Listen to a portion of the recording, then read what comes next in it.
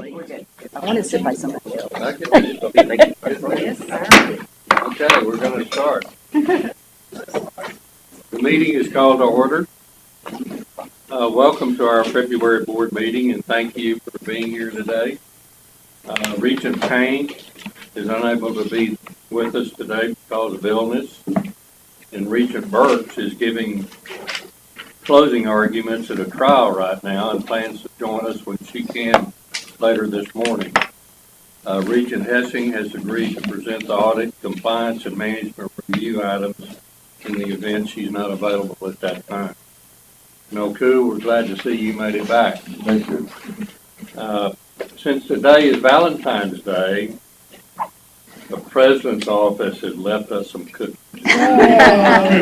For each of you, or as Debbie says, take home to your sweetheart.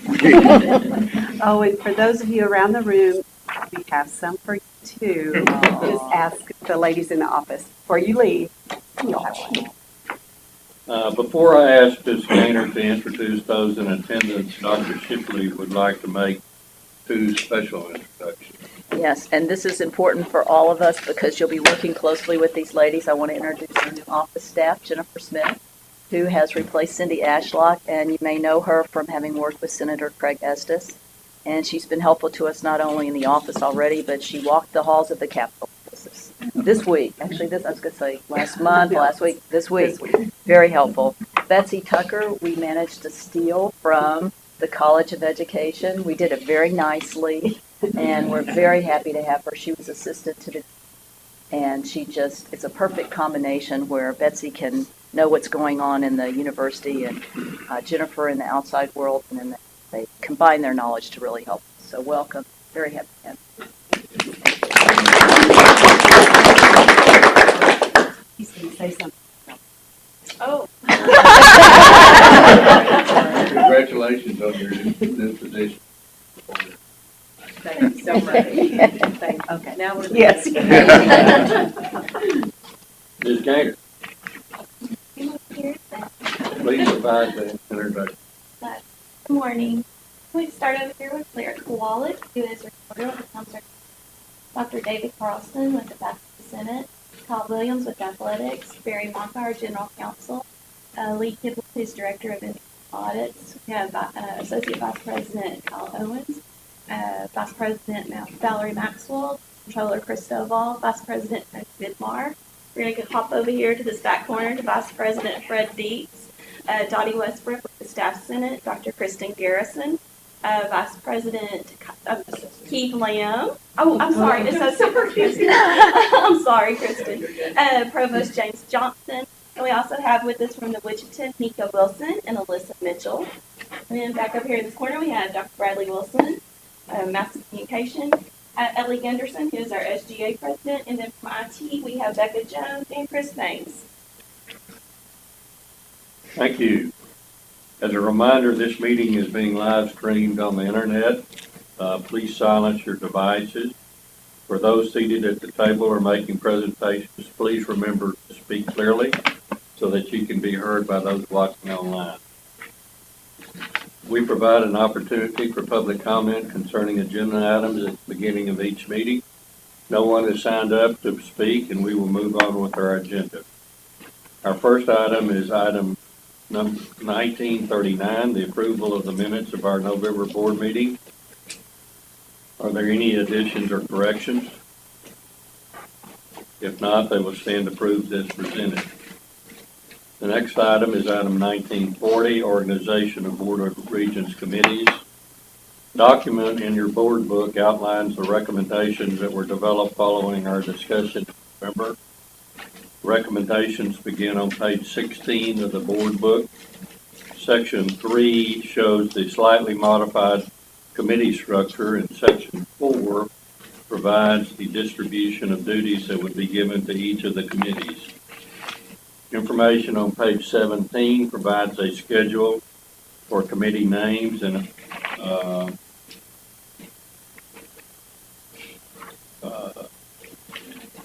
information on page 17 provides a schedule for board meetings in the future if this structure is approved. And new committee names and appointments are shown on page 18. Since you have had each an opportunity to review this document, I'll open the floor for discussion. Speak up.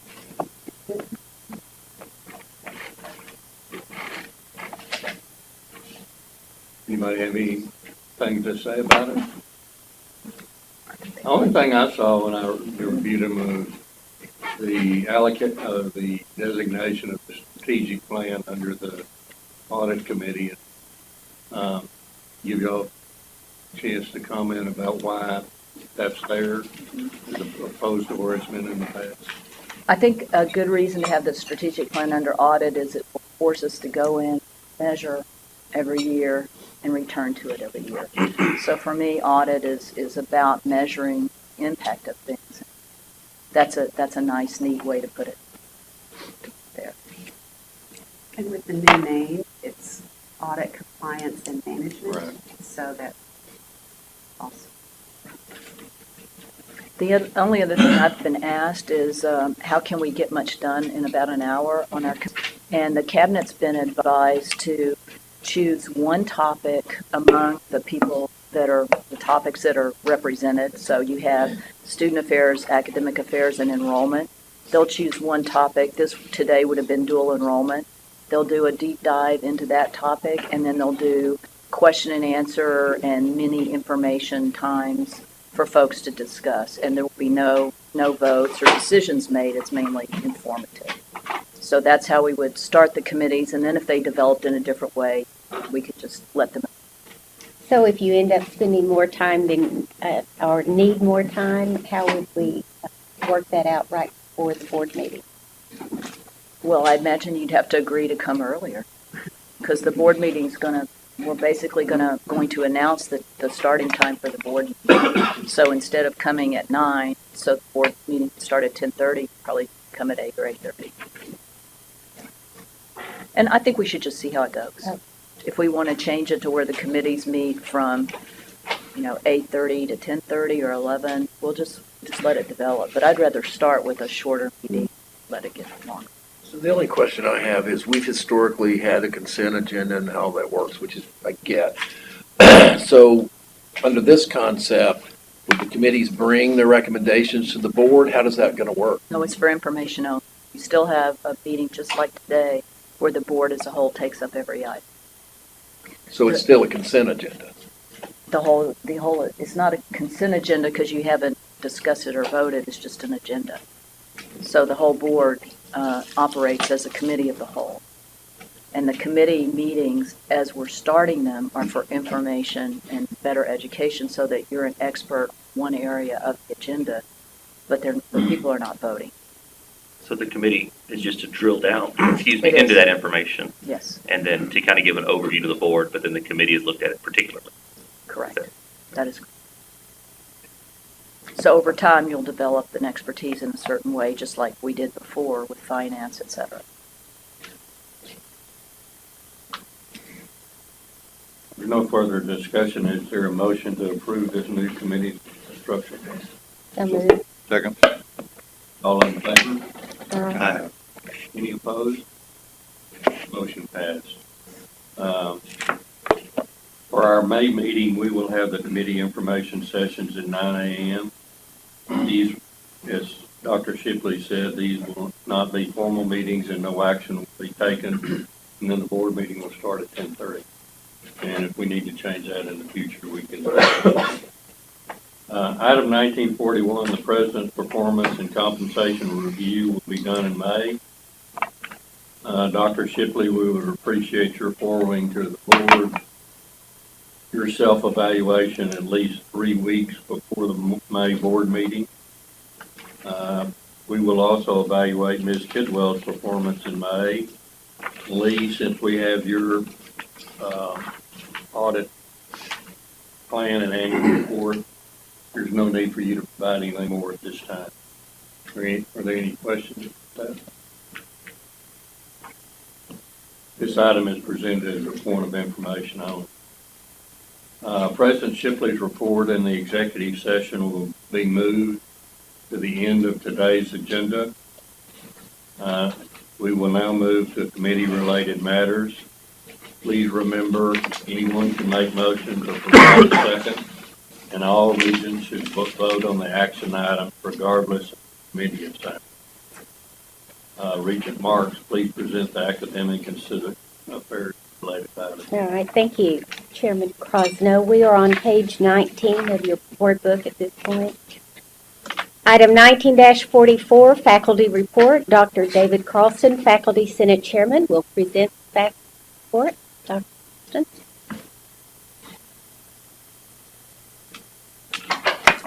Nice to be a part of history. This is certainly the earliest I think I've ever given a faculty report. So, hopefully I'll have my thoughts organized. I want to address just a couple of issues. Spring is an exciting time for faculty. One, things slow down a little bit in terms of scheduling. Have some breaks that naturally occur. You also have an opportunity to travel with students and present research. It's kind of conference season. Everybody likes to have a conference in spring because you get away from bad weather to better weather. So it's an exciting time for faculty. I was looking at some Gallup poll information just this morning in terms of students and their perceptions of their preparedness for employment afterwards, after leaving the university. And there were 6 kind of factors that were in there, and 3 of them were significantly related to their experience in the classroom. That was having a faculty member who was excited and kind of helped energize them about their topic. There was a faculty member who served as a mentor and kind of guided them academically and encouraged them in their professional pursuits, or whether that was opportunities for experiential learning where they had a chance to take the information that they're learning in the classroom and really kind of use it in an applied manner, that be for a semester or a longer project, just that. So it's an exciting time to be a faculty member. Not much has happened in the Faculty Senate between our last board, or y'all's last board meeting and now. I will say that to be an engaged mentor and to kind of build in elements of experiential learning and to bring students to conferences and work with them on their research is a significant time commitment from a faculty perspective. We are awaiting, we participated in the external consultation in terms of faculty workload. As we've talked before, there are a number of things that have the duties as otherwise specified has grown quite a bit since I was first hired, and there are a lot of things that are weighing on faculty, and so we're very grateful to have participated in the external consultants when they were able to come onto campus. We're awaiting the delivery of their report here short. Should be sometime in the middle of or towards the end of this month. I think at that point, I don't know. I don't necessarily know what the results are going to be coming back. Having sat in the open forums and having talked with faculty, I think that there's going to be a fair amount of information that will be provided.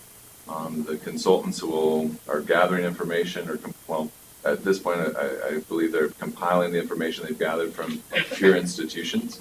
And I think that there's going to be some significant opportunities to make some change. I know there are a number of issues that faculty are concerned about that have been kind of put on hold at this point, awaiting those recommendations or the report from that consultant. So I think there's going to be a lot of heavy lifting for us as soon as we get that information back.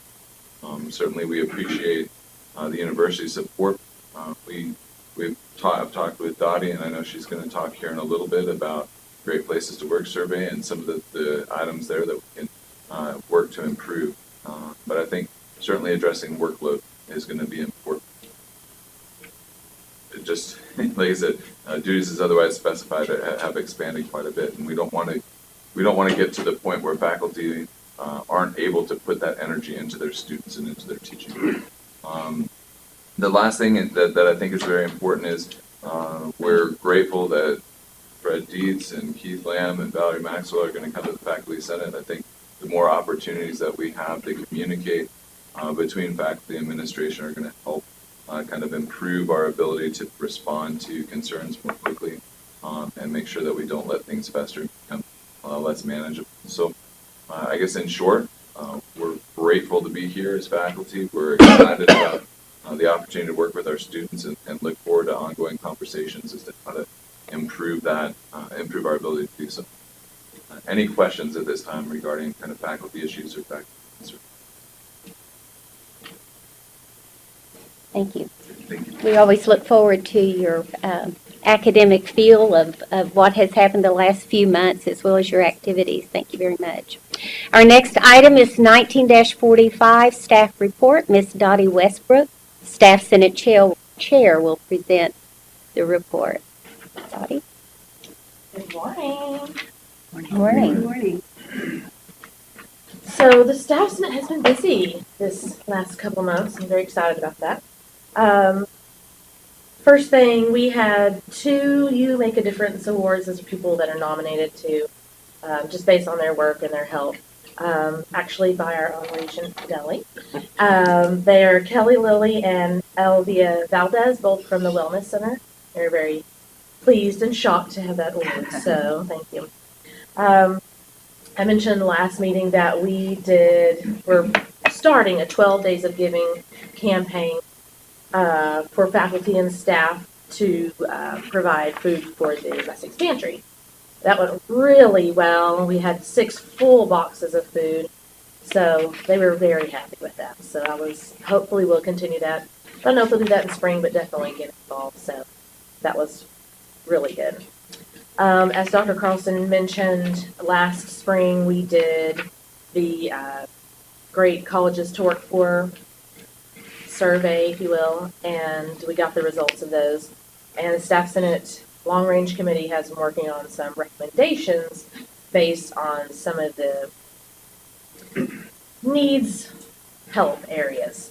So I'm just going to kind of go through our recommendations and what areas of the survey we think would benefit, and hopefully we can move forward. Our first item would be to streamline policies and procedures to make them easier for staff. We feel like this would cover policies, resources, efficiency. We feel like less time spent on paperwork allows more time for us to work with students. And also providing some ease for students' processes leads to improved retention. So we have a lot of things we have to have 5 and 6 signatures on, for instance, that we'd like to make a little more technology friendly, and other things, just as we find. So that's just one aspect. We recommend possibly town halls by the VPs once a semester, just to discuss issues that the Staff Senate has received. We can take those issues beforehand and bring them to the VPs if that's what we want to do. We want it to be informative and constructive. So we don't want to, blame game or anything in these meetings, but this is the issue. This is how we feel we will proceed the next few years. This is what we're looking at doing.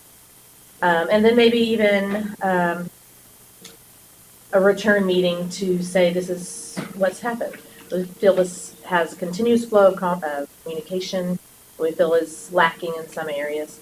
So we feel like that would cover the red areas of communication, collaboration, faculty, administration, staff relations, and shared governance. So it covers a lot. We feel like that would be really good. And just for appreciation, I guess, we would like a staff party after hours. Food and maybe beverage. But just to have fun. We're out, we're not in our work clothes, and we're not worrying about students stopping by. So just to have fun and enjoy each other's company. We do feel like this would cover areas of faculty, administration, staff relations. And I feel like improving morale will lead to improved atmosphere for faculty and staff. And I feel like if I have an improved morale, my students can see that. We try to hide it, but sometimes it's. So, any questions? I just have a comment, if Regent Marks will allow. I met with Dottie yesterday to thank her for this work. I've been planning every meeting to bring you the survey. I'm going to do it in May. Debbie will make me. Our agendas kept getting longer and longer. But the survey was discussed with faculty and staff. It was taken about this time last year. It had good participation.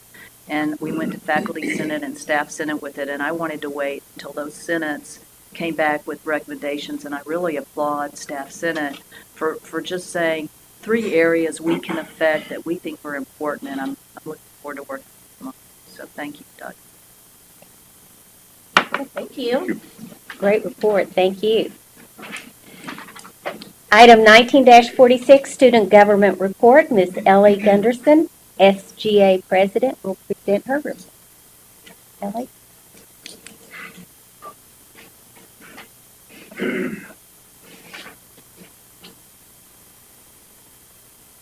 Okay.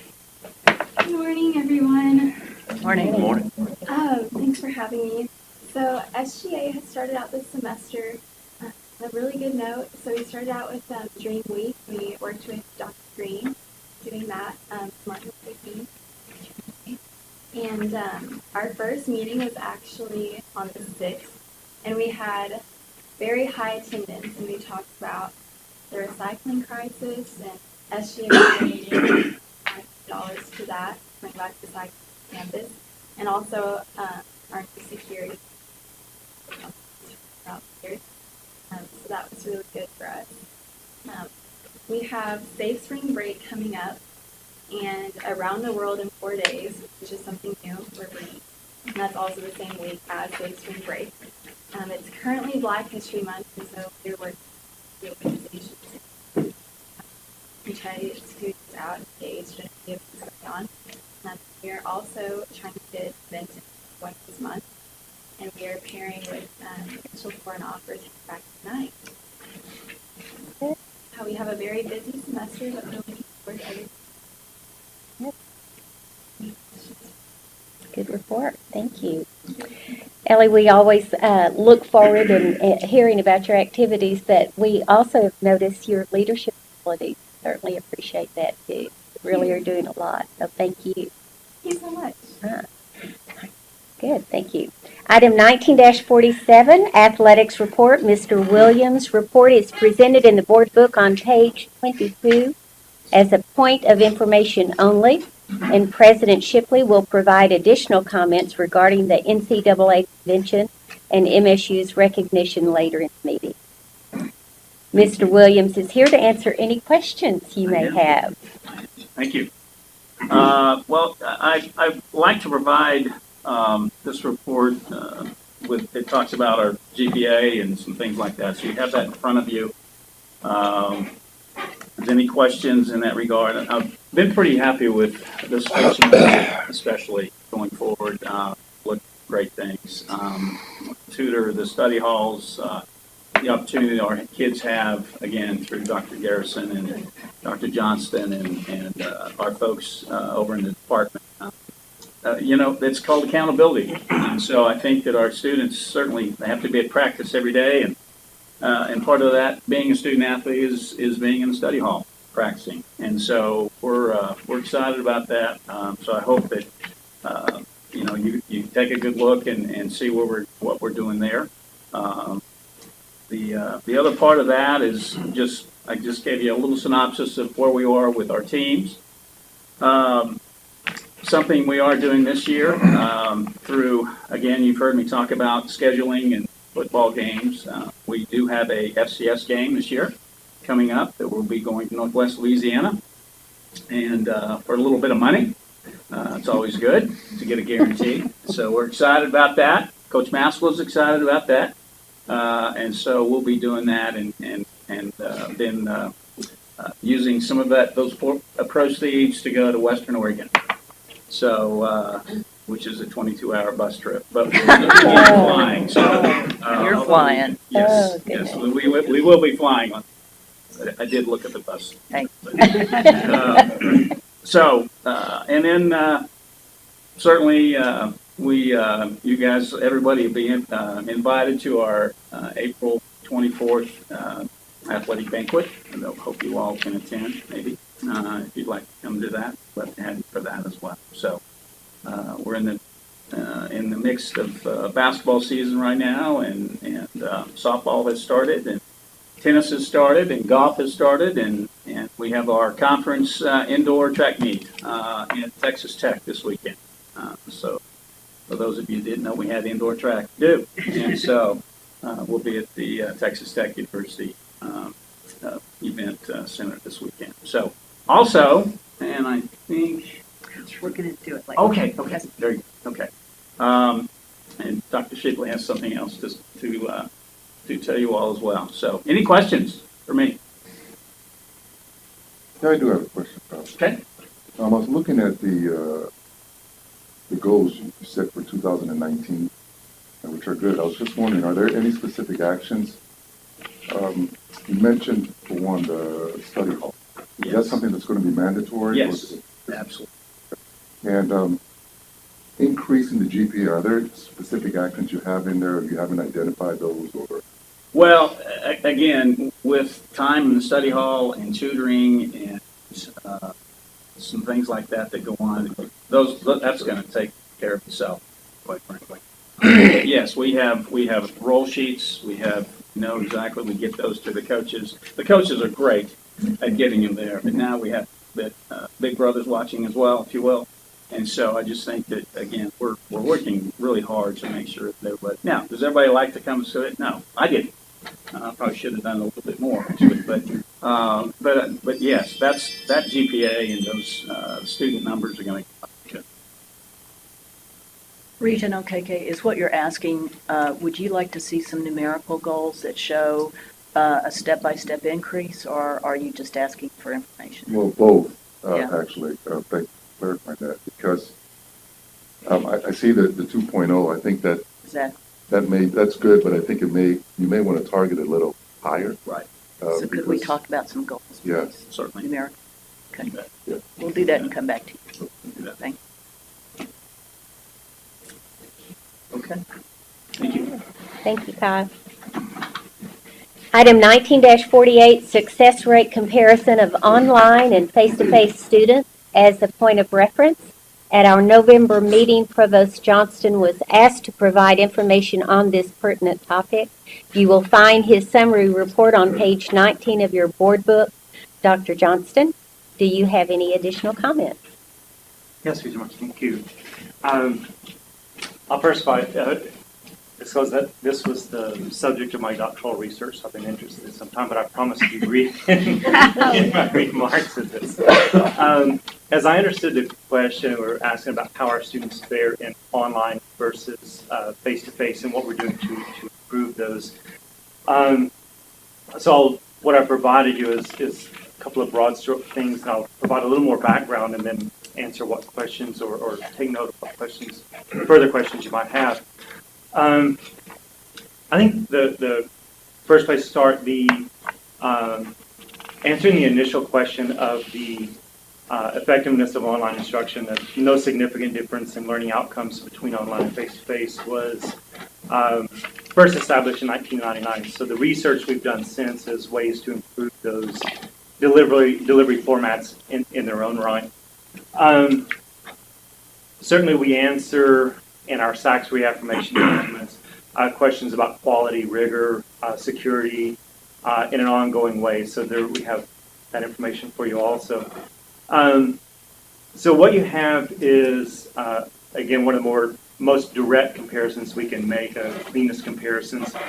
And what I did was take every course that we offer, both in an online and a face-to-face format. So this is same course, same content, just one or more sections delivered online versus face-to-face, and give you the DFWI rates, those students that earned a DFWI in the course. It really represents the students that struggle, but the other side of that percentage are the students that succeeded in those courses.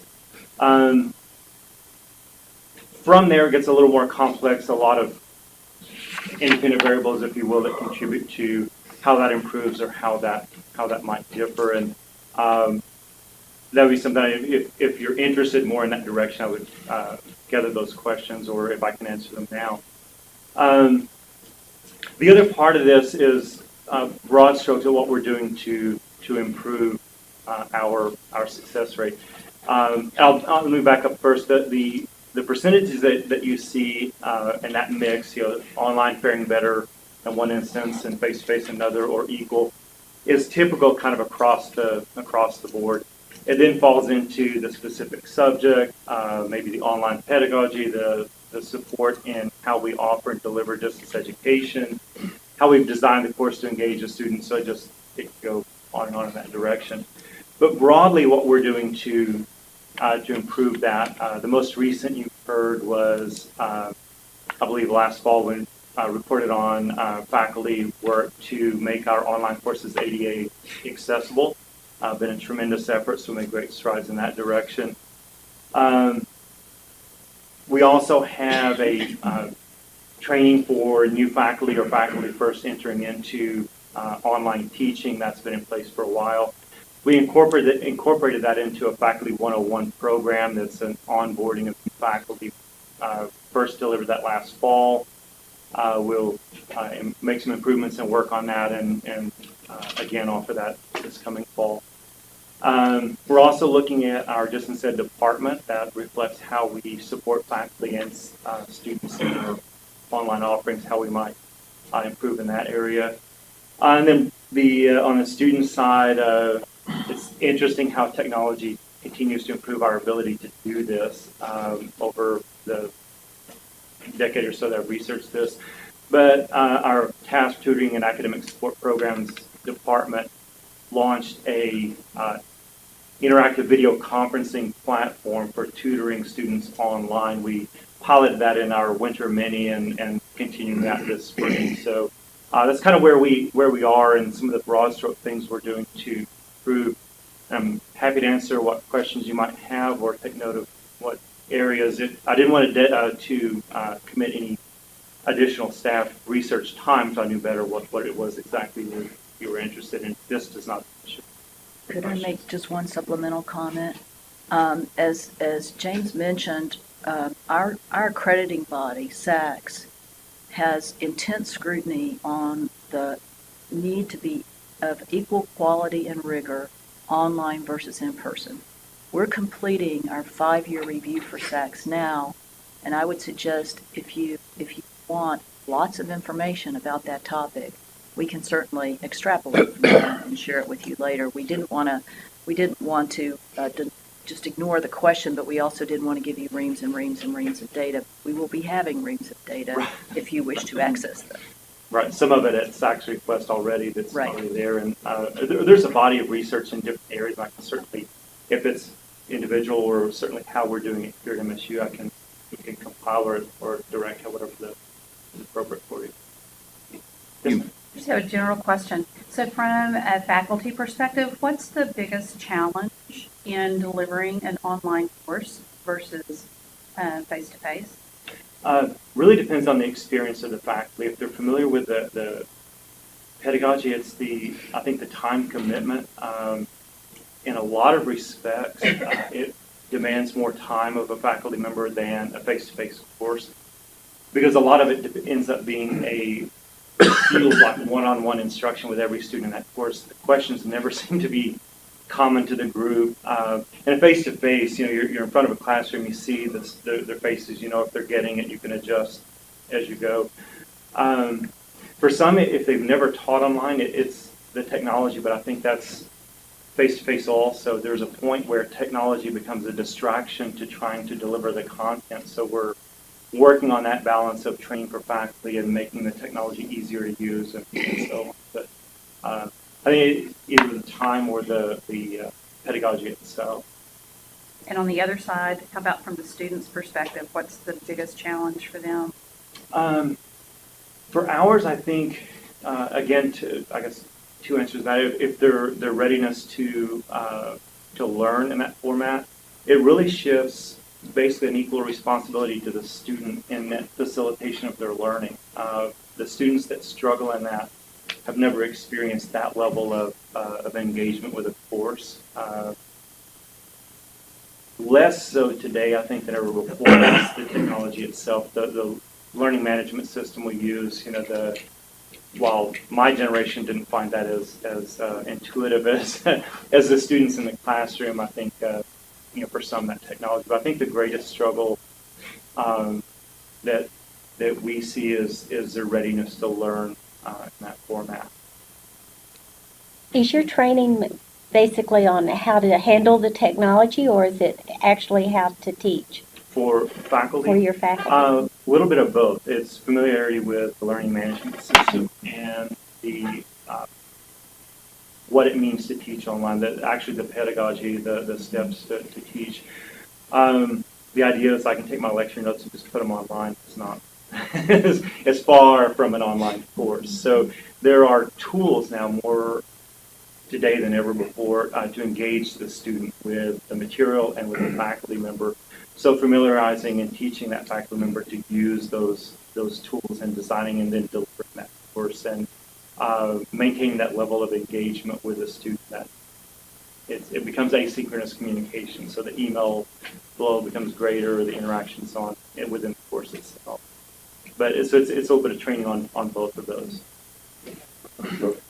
So I agree with you when you mention it's more the learning styles, because I think it's actually two things: their ability to learn, how they learn and their retention style, and also they have to learn to schedule their time. And when they're advised, are these questions asked at all? Because I know ultimately it's the student's choice, but do the advisors ever ask some of these questions during when the students are being advised? Their readiness online. I can't answer that for you, advisor by advisor. I know that we are very good about directing students, particularly new students to the university, that this is probably not the best format for you. We certainly don't want a situation where a brand new student comes in and this is the only thing left open and plug them into it. That's the poorest choice for the student and for us. It's going to add to the negative side of our ledger. You had, in here you mentioned two courses, economics and sociology, these rates of DFWI. Is that pretty much consistent across the university, in all the classes? Yes, those percentages, and remember in some instances, the lowest passing grade is included in that. So if those percentages look a little alarming, when you move that to those students that pass the course, we really want to look at the ones that are struggling in the course. But yes, that rate you're looking at 15 and 20% for a DFWI when you look at it in those terms. Yes, sometimes that falls very low to single digits in favor of face-to-face, or single digits in favor of online. The answering of why that's so then goes into a subject by subject and sometimes a faculty or a student by student base. Some of those, for example, our degrees, our completion degrees that are 100% online, as a different population of students. They've already demonstrated an ability to perform at a college level because they've earned an associate degree and a professional credential. Some of those are plugged into our core because they're finishing a baccalaureate core. But they're presenting to us at a very different level of readiness to learn online than say a freshman core. Yeah. So you have those separated out so you can see what the DFWI, you can see which ones make the greatest percentage of that 20-something%. The by course? Yes. Yes, what I just pulled examples from it, but yes, I have the raw data of the 5 years worth of averages of each of those courses where they've been taught in each. And does the majority of it fall towards the D's or does it fall towards the... Oh, the grade distribution, I think the grade distribution is more normally distributed. Okay. So I don't think there's a higher percentage of D's, for example, those barely getting by. That would skew that percentage into a much higher. Yeah, right. Does the faculty look at these numbers, these struggling students, and try to engage them into tutoring or whatnot to get them up? Yes, in both formats, it's both online and face-to-face. One of the things we've worked to improve is first of all, our tutoring and supplemental instruction opportunities for the students. And again, as Dr. Shipley said, we have to provide the same level of support online as we do face-to-face, so directing them to the support services that we have. But yes, absolutely. And James, don't we discourage students from taking online if they're residential new students, don't we really pitch online at the completion working adult? Right. And, Yes. and the state is very interested in seeing more online enrollment, but as a public liberal arts university, I think we're interested in the whole learning experience, and the face-to-face is preferable first 2 years. Yes, and I think some of the core that we offer online, we have to be careful at how we interpret some of those, because it truly is our adult learners. We try to reserve a lot of those online sections because we have students that are out of state that need the second or the government with a Texas component to graduate with a baccalaureate degree, or this English course or history course and so on. So we really, the ones that are face-to-face have ready access to the face-to-face courses. So we really try to reserve as much of that as we can for our distance students. I want to tag on to something Marl was alluding to there. And this is, I think it's great we have this information. I think it's fantastic. But the key for me anyway is how do we use it? How do we continue to engage students, as Warren pointed out, and retain them in the long haul? I mean, that seems to be the biggest thing with universities everywhere, including us, especially us. And how do we get this information and correlate it to retention? How are we engaging the faculty and the staff to go to these students, get them engaged? Because this seems to be the students we need to be thinking about. I mean, yeah, we want to keep all the A and B students, but they're probably going to stay anyway. Right. How do we get these people up? And how do we use this to improve our retention numbers? Because I've looked at the enrollment numbers. We've got to get better. And this is key to doing it. So I want to hear about in the future, how are we using this information? And how are we keeping up with it and pushing the faculty and staff to get this right? Okay? Yes. And Fred and Keith and I have been working through this. We've worked on in our retreats on campus. We have been working through just that, working through the data and what that tells us and where we can So we can do a take follow-up. action. And Dottie, this is your job, so maybe you can help us out. Just a little bit then. Listening to this discussion, it occurs to me that it might be at some point in time beneficial to the board to have a little continuing education on exactly how online courses are taught, because I think a lot of us don't really appreciate exactly what the differences are between face-to-face and online and what those challenges are and whatever. And so in order to be able to contribute, we may need to know a little bit more about how that process takes place. Can we get D2L put on the screen here to give them a little example of getting inside a course? Somebody will. Bloodstream, D2L? Yeah, so we can do that for you as an experiential moment. Okay. See how you do in online economics.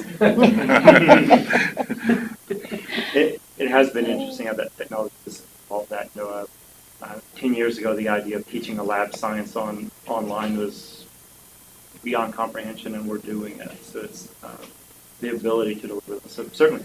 So you're doing lab Yes. work online? The ability to access and virtual laboratory experiences. Yes.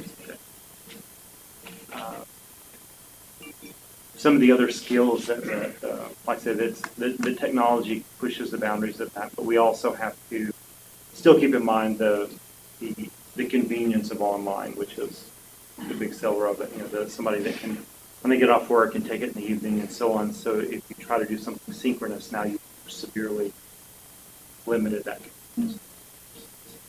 But certainly. Yeah, this whole thing seems to be a little scary to me that we have that many students that are just struggling to get by. Like what Sean said, how do we work on that for retention, et cetera, et cetera?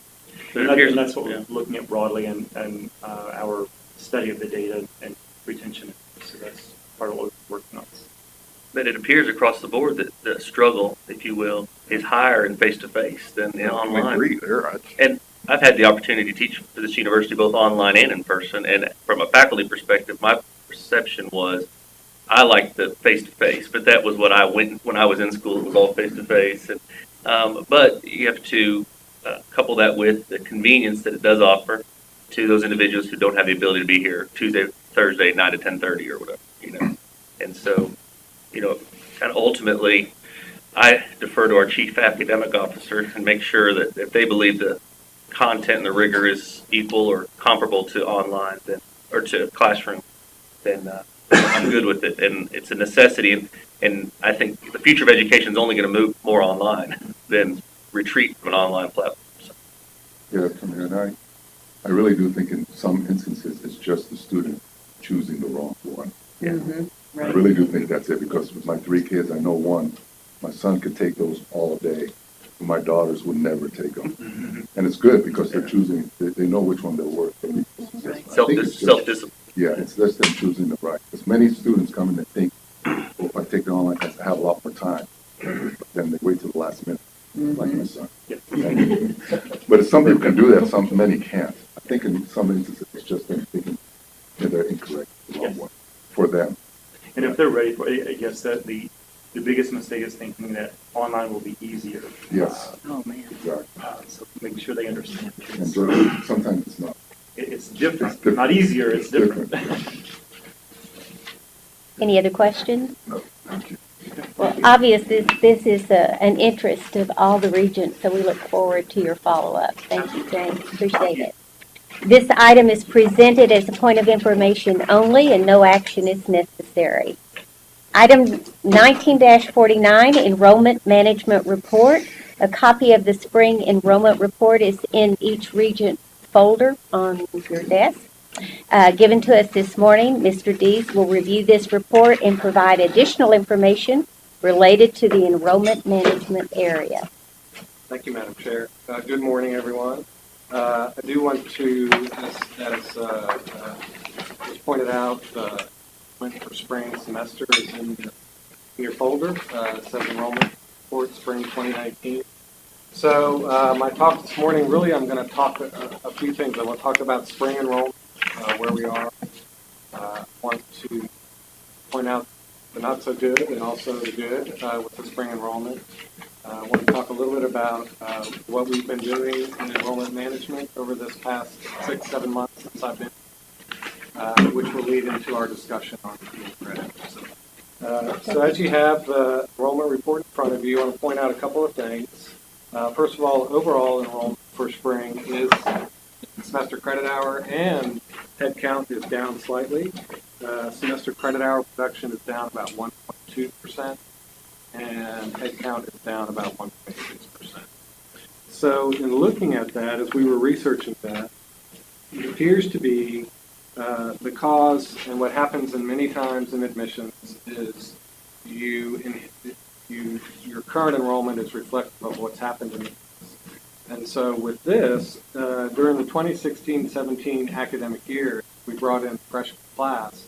It was much smaller, about 100 students smaller than we've normally seen. And so that class is working its way through. They're juniors now, and that's what is really impacting this junior class in terms of overall.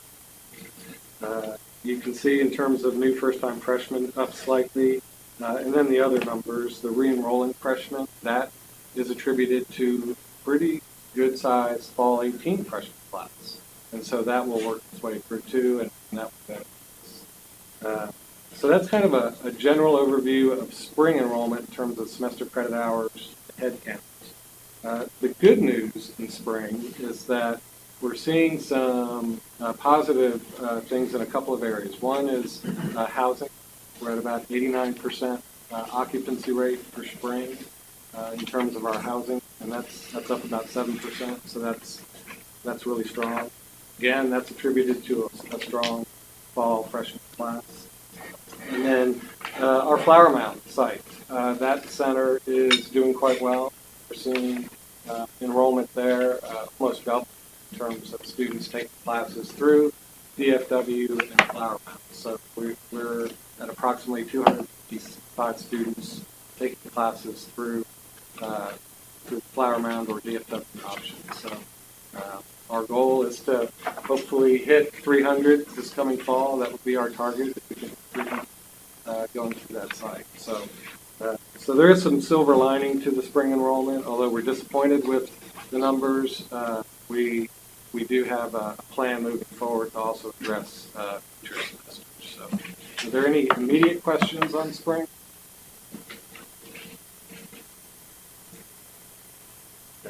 I do want to take just a few minutes. Oh, I'm sorry. So I just have a couple of comments.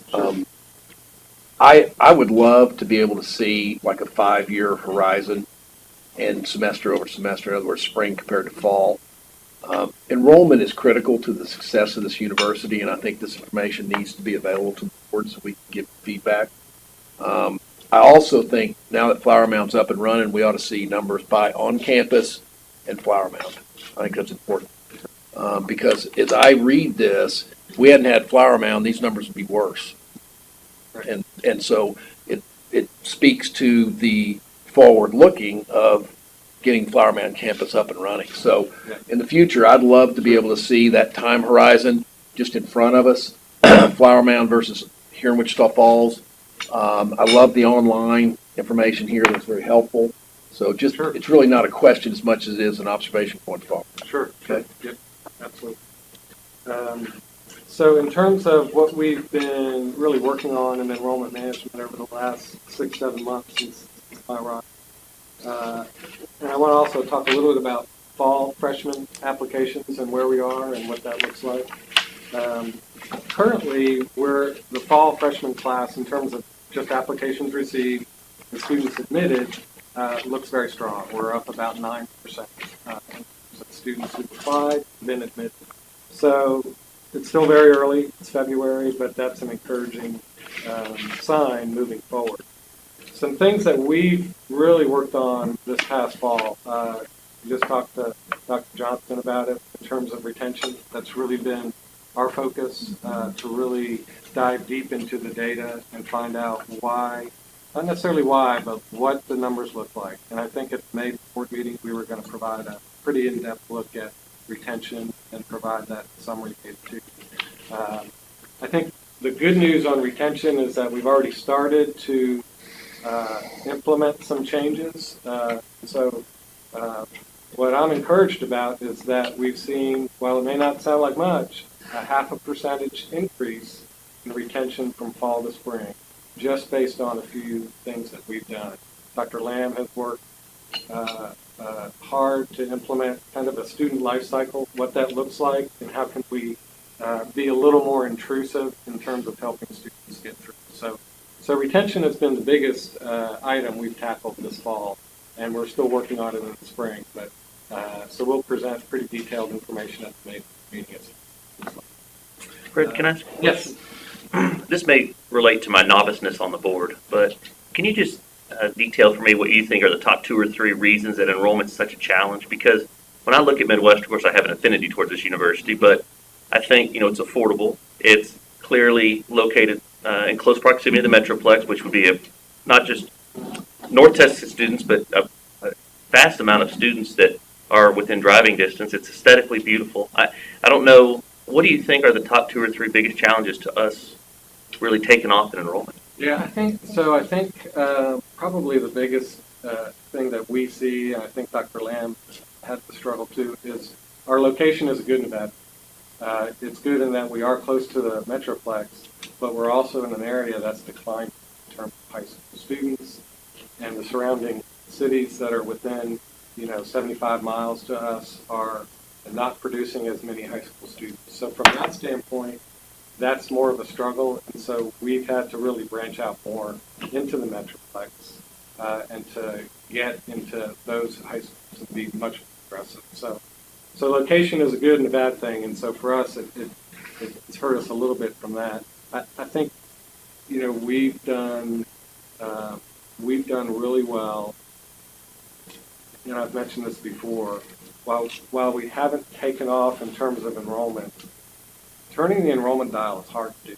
I mean, it's not something that you can just flip a switch and all of a sudden you're going to have 8,000 students. It requires a lot of planning and effort and work. And I think Midwestern has actually done a really good job over the last probably 5 years, 10 years during that really tough time of enrollment. because there was a period that institutions were declining and really going in the opposite direction.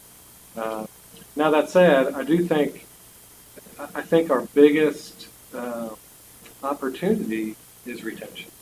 I do think that is where we need to just kind of dive in and take care of that issue. Because if we can, our goal is to move our retention rate about 10%. That's about 80 students. When you think of that, and I don't always like to say this, but I do. When you think of that in terms of revenue, that's a large dollar amount. So I think, Tony, to your question, it's location is a good and bad thing, but also the high school population in our area is a little tough. It's not that we're not offering the right degree plans. I mean, it seems like we have a wide array of degrees that you could get a degree in a lot of different things. So it's not as though students would come here if we offered X. No. Do you think that dual enrollment will be helpful in Yes, that? I do. I do think that'll talk about that, but it'll be a big help to us, and I think we also need to then really work on those students to get them admitted. I think where some schools fall off is that they offer dual credit, but then they don't necessarily recruit the students aggressively. They come into the institution. We've already looked at a plan to go after the students who are. So Fred, I think there's, and again, I don't want to belabor this because I'm kind of pounding the podium a bit. I think you nailed it when you said enrollment's one thing and retention's another, because once we get students enrolled here, we got to find a way to keep them. And that's really key. And and the other thing I totally think you're right on is the hardest question to answer is why. Why aren't we growing enrollment and why aren't we retaining students? But the hard question needs to be answered. And we need to figure it out. And we need to figure it out very fast because other universities in this state continue to grow, continue to see growth. Admittedly, there's those that aren't. I admit that. But we as a university need to be able, and I'm like Tony, I have an affinity to this university. I've seen it. I've seen what it can do for kids, and I've seen what it can do for individuals, and including myself. And so at the end of the day, I think we've got to very urgently answer these questions. And the main one is why is enrollment growing and why aren't we retaining our students?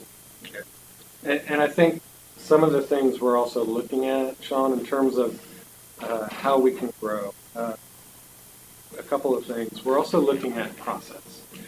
Process, I think was talked a little bit about from Dottie, what we have students do in order to stay enrolled and just signing up for classes. So process is important, and we have to look at that, how we have students go around to different offices for signatures. We should be at a point where a student can do everything online. Absolutely. So that's important moving forward. And we've engaged our computer partner, Elucian, to look at processes. In fact, we're looking at them in financial aid and registrar to see where we can be more efficient. So that's one item that we're tackling. Could I just say nationally, there are two other issues, Tony, about choice. The most popular option for students studying today is a large research Division I university. That's just where people want to go. Yep. So we're for an exceptional student who wants an exceptional opportunity. The other piece is that the metropolitan universities can grow because people can commute. The most expensive type of education is the one we offer, which is a residential education where you can't work full-time. You have to set aside your life for 3 to 4 years. This was traditionally the only choice people had. Now it's a fairly rare choice. So we're offering a very high-cost product that's also high quality, but what we have to show is what's the value of that. And what Fred's doing for us is he and Keith are peeling back down to the type of individual. We may not know why they leave, but we've got factors showing us what type of individual is likely to leave. So we either have to change the experience to keep them here, or we have to be smarter in recruiting that we don't mislead someone about what they're getting. So Fred's ability to bring us the right research is going to, this doesn't happen in 5 minutes. Yeah. If you compare us to like University of Texas at Arlington, if you look at their people who live on campus, it's probably a very small. Correct. North Texas is the same way. Yeah. And we have Because a really respectable number of students now who are residential, and that's fantastic. Yeah, It's like 1,600 almost. That's why Flower Mound is so critical to the success. It of what we're doing. diversifies our, Absolutely. Another avenue we are taking is enrollment planning and putting a plan together. Dr. Carlston and many others across campus are engaged in that. So we'll have a strategic plan put together by the end of the semester that outlines initiatives that we can take to grow other areas of enrollment. Because I think when you look at enrollment, retention is key, but it's also where can we grow in certain areas. Can you go freshman, transfer, graduate, dual credit. There's a lot of different facets that help us boost enrollment. So that plan will help us along those lines. A couple of small things that we've done within the enrollment management area. We have restructured orientation. You know, it's kind of changed a little bit since I went to orientation, but orientation. Don't laugh, Dr. Sherry. Orientation now for students, they're still shopping. You know, orientation is not just a given that the students who sign up and come are going to enroll in the fall. So we're changing that experience for students to allow them to have a different experience in orientation. And so we're working with Dr. Lamb, Student Affairs, and Enrollment Management to make that a real positive experience. We're also... Excuse me, Yes. in what way? So what will you be doing differently? So we're going to, one of the things we've discovered is that, this relates a little bit to retention, is that when students come for orientation, we've been talking at them. So we've been saying, these are our services, go there if you get help. One of the changes we hope to make is that these are our services, let's take you to them. This is where it is, this is what you can do here, and be much more intrusive about services we offer. Because one thing we have discovered is that students are afraid to ask for it. They just are reluctant to go to a professor and ask, or to a staff member and ask, and so we want to be much more involved in that process. So being more intrusive. May I add something Yes. on the orientation front? One thing that we're doing is we are actually looking at orientation as a year-long process and not something that happens just during the summer we start class. So what we're actually looking, we have a subcommittee studying this, and Dr. Garrison is part of that, is how do we layer the information we give to them so that it makes sense and they retain it, and do that over the course of a year, their first year here, versus just dumping everything on them. Right, and so the thought is to give them a little bit of information in summer orientation, what they need to really get going. Layer something on that week before classes begin. We already bring students in, so layer something on top of that, so that it's a scaffolded process, learning process. Have some events during the fall where we continue to scaffold that learning again in the spring, and then culminate that with getting them ready for their sophomore year. And that's what Dr. Garrison's group is working on right now for us. Good. Thank you. Thanks, Mike. Yep, that's good. You know, one of the keys that we're also looking at in terms of helping with enrollment is developing more partnerships. So it's important at the community college level that we partner and that we really work with those institutions. NCTC is a perfect example of our Flower Mound site, partnering with them. And we're working on trying to make that process much more seamless. It's got to be seamless. So when I say seamless, I mean if a student applies to NCTC and then is interested in Midwestern, they shouldn't have to apply again to Midwestern. It should be one and done, and we work with them along the way. So developing those partnerships, really going into much more detail with those institutions, and NCTC is really working with on that. We've started this semester meeting more regularly to flesh out some of those arrangements that we can help our students. We also, Dr. Lamb initiated this, and I inherited it when I got here, was the Dallas County Promise, which is a unique organization based out of Dallas County, and it really is working with high school seniors juniors, sophomores, to encourage them to go to college. Now, the intent is that they're really pushing students to go to community college and a four-year institution within Dallas. But not all students want that to stay in Dallas. So we're offering our Mustang Guarantee to students, and we're partnering with that organization to promote not only Midwestern, but also this promise partnership. The intent is really to bring up Dallas in terms of students going on to college. So we're partnering with that, much more involved in that, to help those students not only go to college in general, which is important, but also looking at Midwestern. A couple of initiatives moving forward. Dr. Garrison and I are working on, but we haven't really quite come up with the name, but we're going to call it a roadblock student committee group, which really looks at what are the roadblocks for students. You know, this is a retention issue that the students are here on campus. What are they running into that's a problem? How can we drop some of that, make it much more seamless for students? And then the next probably big initiative that we'll talk about in just a bit is dual credit. Hopefully. On the roadblock, so will you have actual students involved in that? Yep, we'll have students involved, yep. So that's my... Well, and then the format of the Pretty Scholars, I would assume you're looking at all the statistics on that, seeing what's working, what's not. Any? Nancy, can I add something? Sure. I think enrollment, retention is the single most important issue facing this university in the next few years. We made it clear to Dr. Shipley and the board has in the past, but we've made a lot of financial commitments to this university, dorms, new buildings that are based on having students here.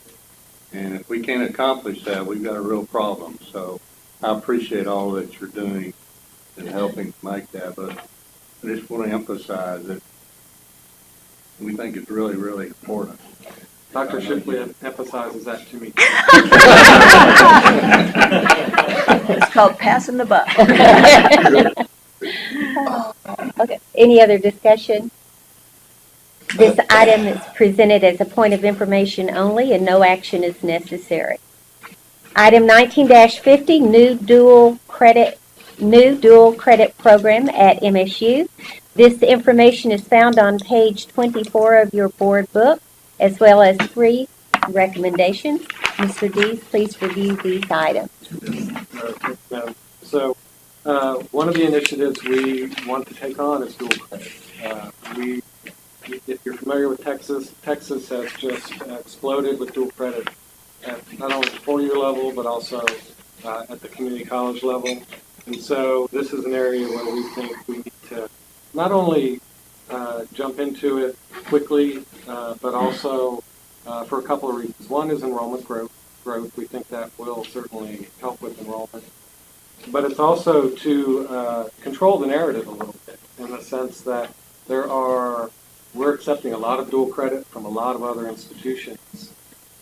I think Dr. Johnston and deans are really interested in bringing that dual credit in from our instructors and our faculty instead of accepting so much dual credit from other institutions. We can kind of control the academic program a little bit.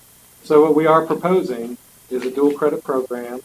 Admission requirements would be based on a 3.0 GPA for the students or top 25% of their graduating class.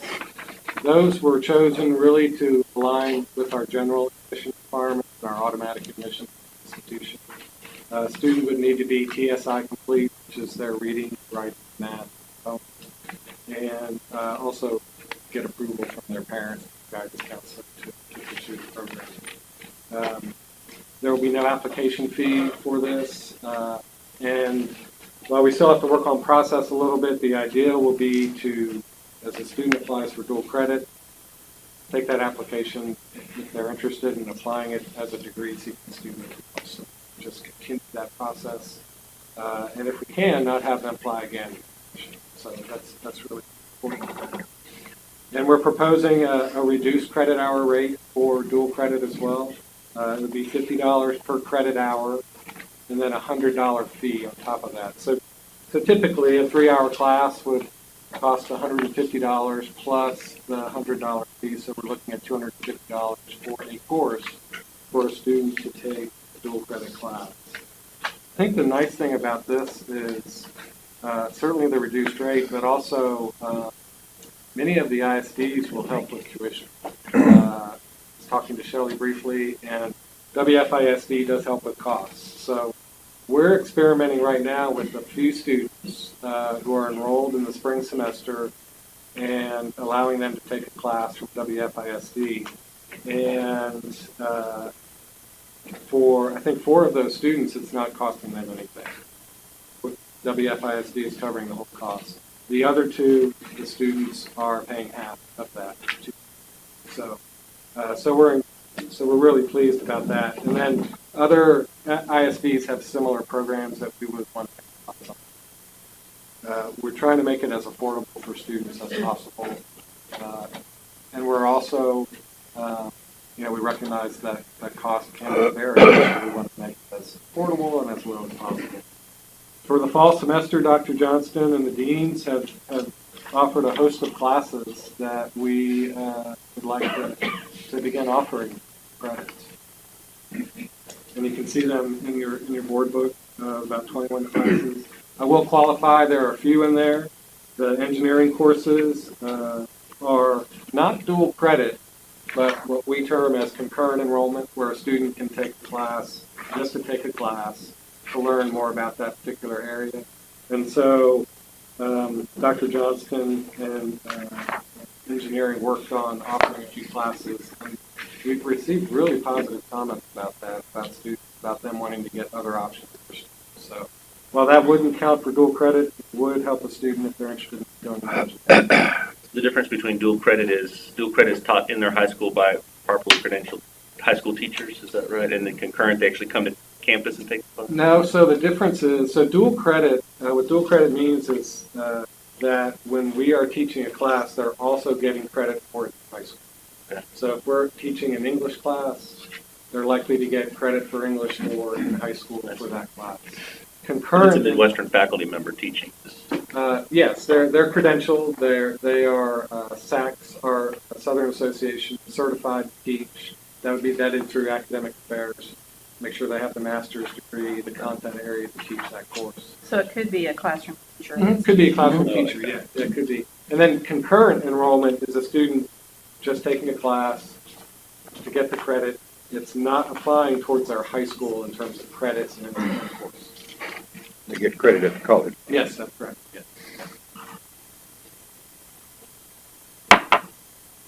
And so the course delivery, Tony, I guess to your question, high school, on campus, if we do it on campus, it could be online, though we'd have to really look at that. And then even ITV, that's an option, television, an option. Right now, for the spring semester, we're teaching a course at the Career Education Center, WF.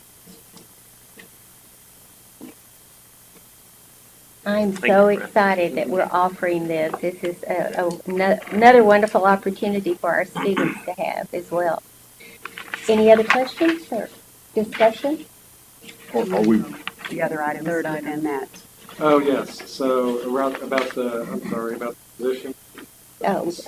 Without you referencing that. So part of the proposal also is to launch this program with a full-time employee or a full-time position, new position. One of the things that, in my experience with dual credit is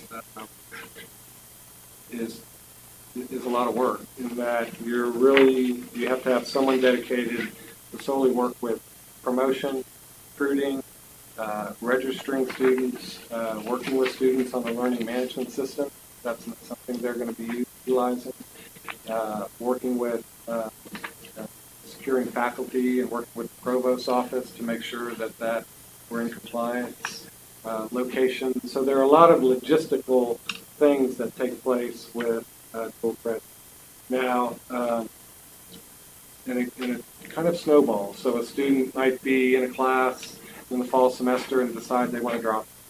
how do they drop it? What does that mean? So counseling and involved. So we are seeking a full-time position, approval for a full-time position move. Now, I won't say it. I'll say You'll say it. it. I haven't promised him a position. The way positions work here is get in line and it takes a while, but it's easier to go ahead and have approval. And it's just like what we did with compliance. We built it slowly. It's like we did with IT security. It's a priority. We built it slowly. And Fred is also good at looking at other offices and seeing where tasks can be defined. But I think he needs at least half of the staff line to start. And then based on how productive that becomes for our enrollment, you can increase it. So it'd be easier to partner this with the position from the get-go. Any questions? Is there a motion to approve? Yes, there is, but you have that motion and I do not. So if you will if you can read that on my behalf, I will. I don't have that. Oh, you don't have it in front of you? No. Okay. Debbie's getting it. All right. So upon the recommendation of this committee, I move that we approve the 3 recommendations as presented by Mr. B. Is there any further discussion about that? All those in favor? Any opposed? No. Thank you. Before we continue with the rest of your committee's discussions, I think we ought to take about a 10-minute break. Thank you. Fred.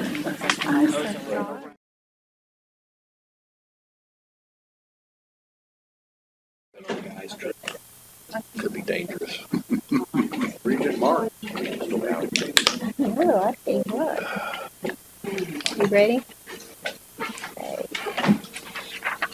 Okay, we will resume. Item 19-51, housing and dining service rates. The administration's recommended housing and dining rates for 2019-2020 and comparison charts are presented in your board book. You may find them on page 26. Dr. Lamb, please comment on these recommendations.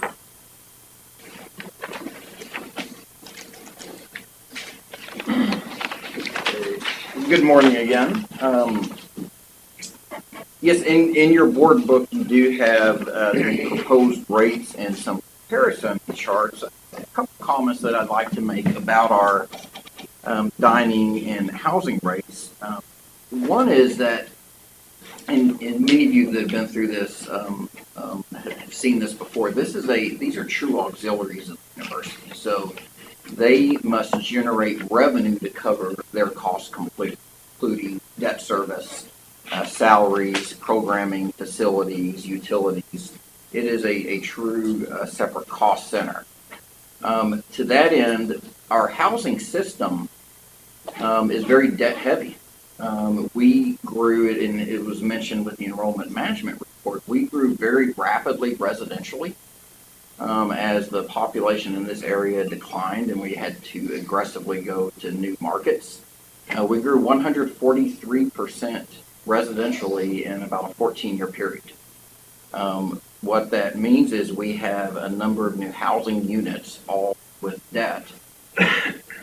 In addition, and concurrent to that, the state fire marshal in Texas was inspecting residence halls at every state university as a result of some fires they had at other universities, and retroactively fitted a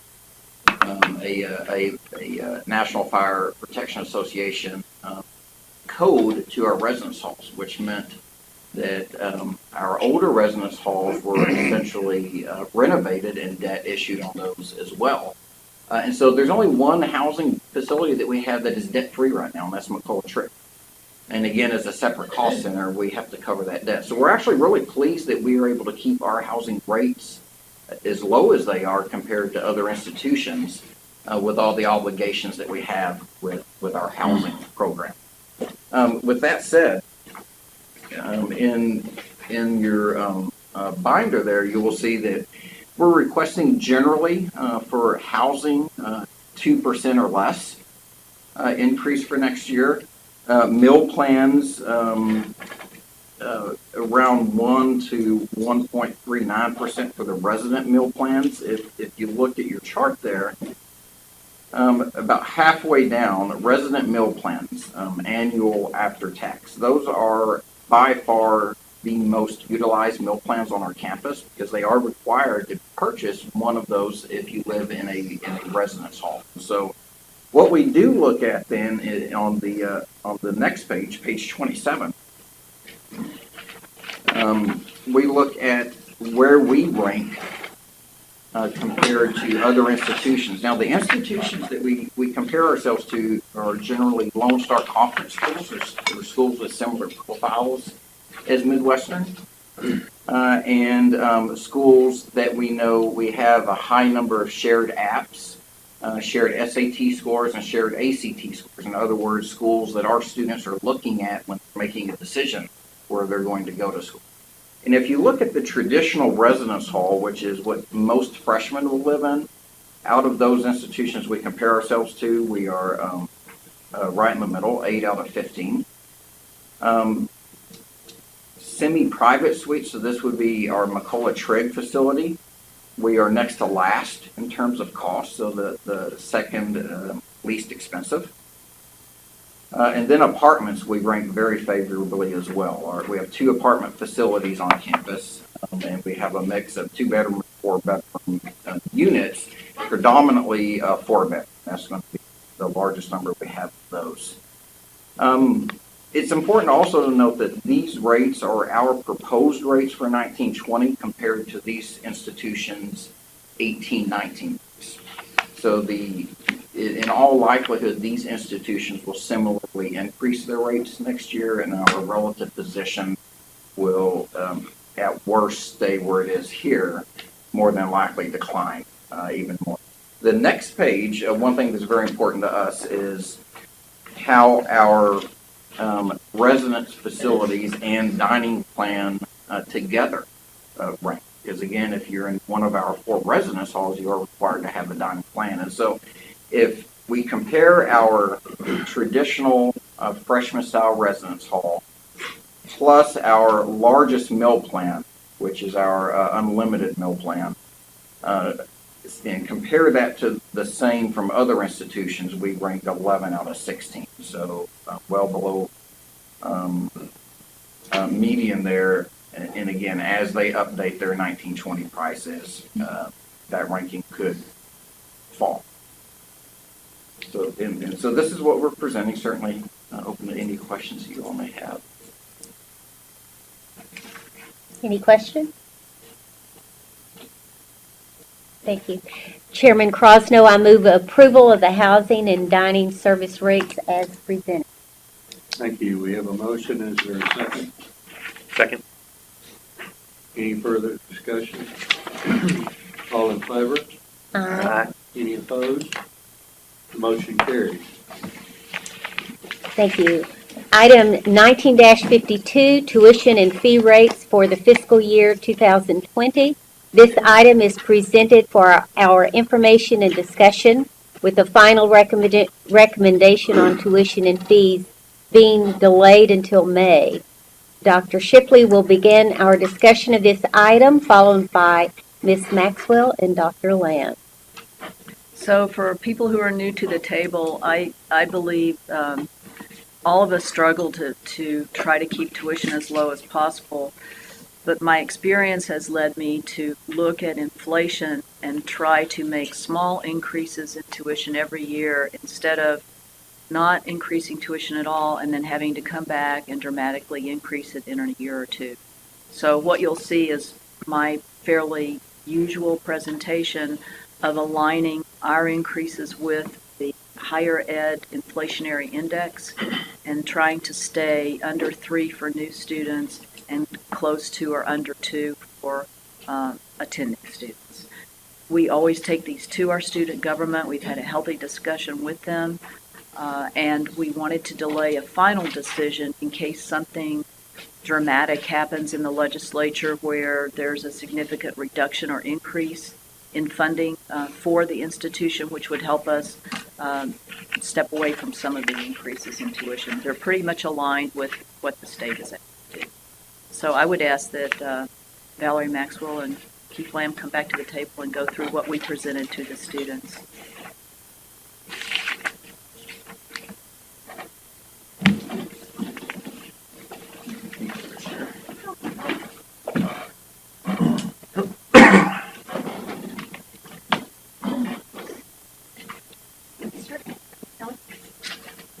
Sure. You can see this is well rehearsed. So we did visit last week with the Student Senate, and we may ask Ellie Gunderson in just a moment to speak to that as well. And Valerie, Ellie, and I visited really on 2 points with the Student Senate. One was the proposed increase in university services fee, which, as you see in your binder, would be $6.10 an hour, and what that would do to overall student fees. Received positive reception. Maybe positive is the wrong word, because I don't know if anyone's ever positive about having their fees increased. But when we asked the Student Senate after the presentation, after entertaining questions, for a show of hands, who would support that and who would not, there was not a negative. Everyone raised their hands that they would support. So the students, I think, certainly understood and were very reasonable. Our students are very, very reasonable and great to work with, and they ask good questions, and they understand largely understand the cost of things in society, and they were very helpful in this process. And so we appreciated their support on that.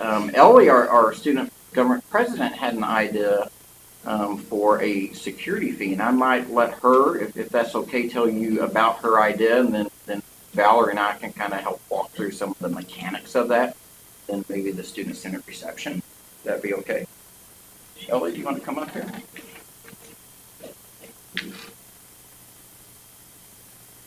You can sit there. So basically, the idea of this security fee is to eliminate the parking pass that students have to pay to park on campus. The reason for this is that it's going up by $20 every single year, and we've seen a lot of backlash since the first day of school to start buying passes. So this is something we've been working on since school. And by doing a security fee, it would make it cheaper on students by doing $50 a semester and $25 for some.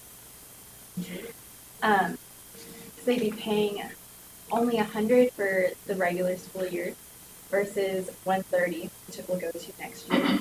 And basically, the students that are buying the parking decals are the ones that are funding now. So only a portion of the students are paying for their services when all students are benefiting from it. So this way it makes it a little more fair, and we're also generating more revenue for IT security and police department. Excellent idea. Thank you. Stay there. I'll pull up a chair. And then just to talk briefly about the designated tuition, especially for the new members, the new board members, the designated tuition rate is a rate that is a fixed rate beginning the first semester that a student enrolls here, whether they're a transfer student or a beginning freshman. That rate then is set for them for 16 semesters, fall, spring, summer, summer. So for 4 years, they get that fixed rate, that flat rate. And so when you look at the designated tuition on your spreadsheet, that's why you see there's no proposed increase for ongoing students, those sophomores, juniors, and seniors. It would be for those incoming new students, and then that rate would be locked for them for that many years. So again, we went over all of this carefully with the Student Government Association, and similar to the USF, we had no dissent. We don't understand now. Granted, they're all continuing students, so it didn't impact them as much, but they've been through this before themselves. So it wasn't to them and they understood.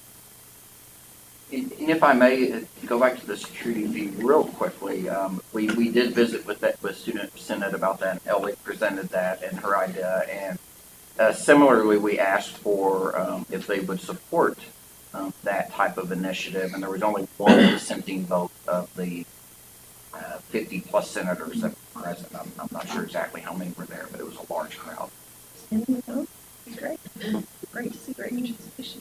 So they still would get a parking sticker, every student would get a parking sticker? Yes, sir. So the mechanics of this would be that exactly by virtue of paying that, obviously they would be helping support police operations and all that, but they would receive one parking sticker, and it would be zoned. So if you're a commuter, you'd receive a commuter sticker.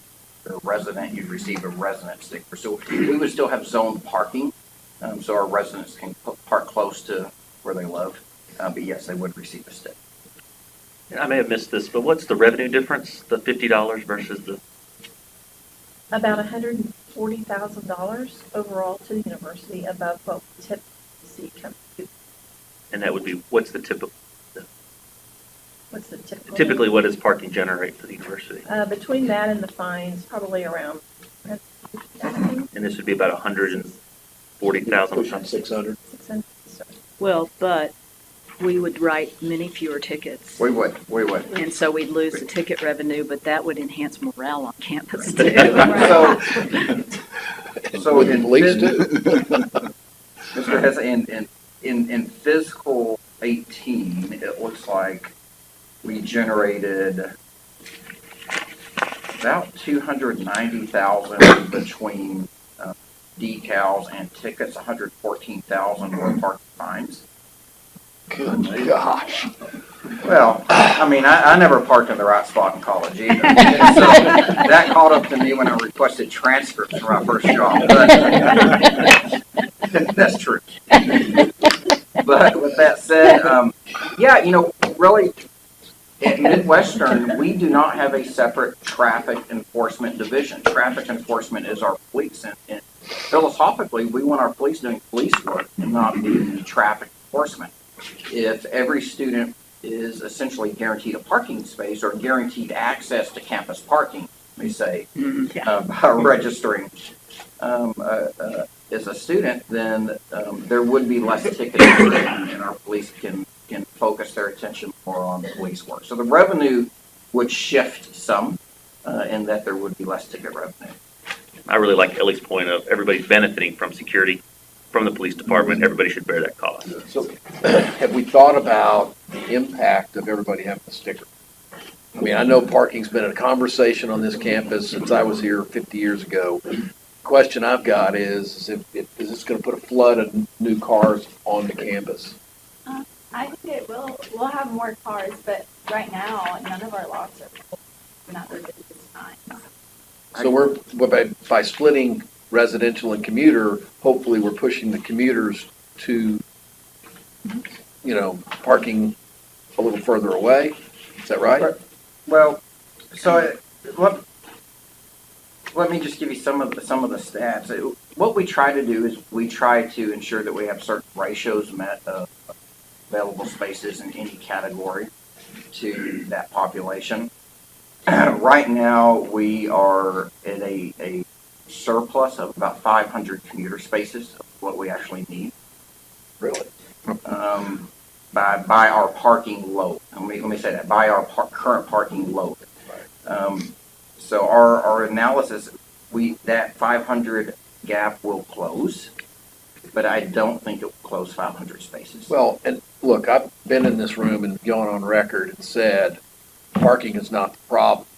Student attitude is the problem. Yeah. Location. Location. But you're absolutely right. Once everyone has a sticker, it would be less attractive to park across Midwestern from Taft than to park on campus. But if we're doing our math right, I think we have enough of a cushion right now to absorb that. We may not as we need to watch that. Yeah. That's good. That's a good question. How about for say, is that full or close to full? No, oh gosh, I looked at it last night and I failed to print it off, but I'll tell you we reserve our parking, or we designate our lots on about an assumption that 68% of our residents have cars, so we try to do a 0.68 ratio. Right now, the resident stickers we sell is about 65% of we actually have on campus. So we have some capacity for residents. See, because I was thinking the exact same way Sean was thinking, that what changed this? Right. But I was thinking more on the residential side. If a student starts giving their ticket, if they get a parking sticker, somebody's going to get that parking sticker. So are they going to give it to the boyfriend, the girlfriend, the friends, Right. you know? And that could change. Good point. Yes. Because they will use it. I don't think you're thinking like a college student. Yes. I have three, one out, but I know how my son will think. Somebody's going to have that parking sticker. It's still applying for it the same way. So you still have to register your license. Right. So they can have your car on file and look you up in case you are parking wrong zone. Yeah, but the car is registered. You just need the license car, right? Correct. You don't need the owner. So they could just drive their girlfriend's car, boyfriend's car, registered, and that's the car that's going to do it. And that car could be in the lot every day. You're right. So it's just a You're question right. I had. I don't have a good answer for that. Our chief of police actually worked at a school with this exact same concept. So he is a lot more depth. Is he an advocate? He is. Okay. And I'd say as long as the boyfriend enrolls, bring it on.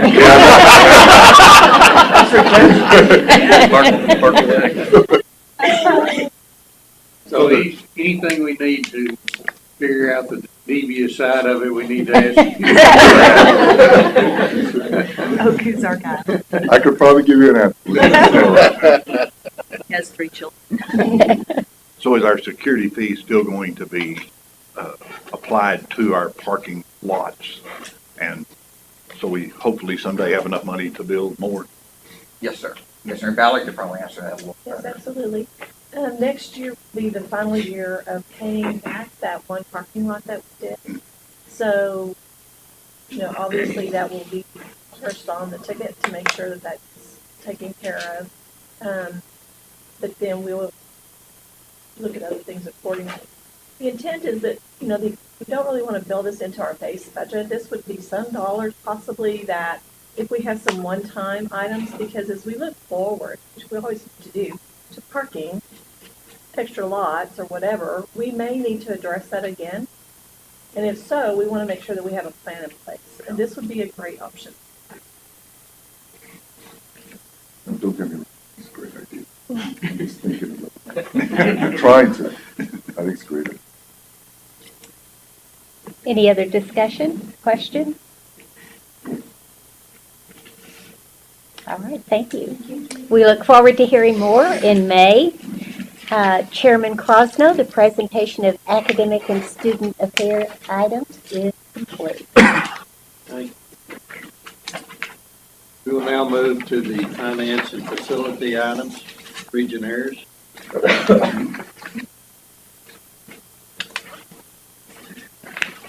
Item 19-53 of our first item, summaries of financial support. Before Mr. Vidmar reviews these reports, here are highlights of gifts received since our last meeting. The university received substantial gifts from the estate of Dr. Billy D. Makeda. The MSU cheerleaders received $88,922. Makeda Graduate School received $86,699 to be used as needed. The estate also donated art books valued at $6,000 and museum quality art reproductions valued at $15,000. Mr. and Mrs. Pat Canan donated $100,000 to establish the Canan Food Security Scholarship.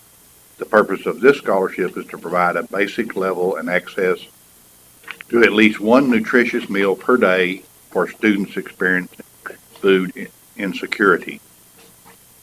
The Brian Edwards Foundation, the Fain Foundation, and the J.S. Bridwell Foundation pledged $50,000 each to the Dillard College of Business Administration to support the MFU Nonprofit Center.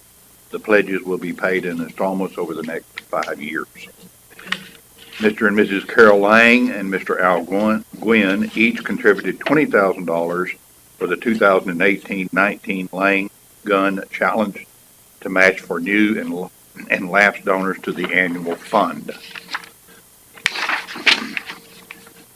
The Gordon T. and Ellen West College of Education received $7,500 for the Wooten Wood Teacher Scholarship from Dr. Patty Wooten and Mr. J. Michael Wooten.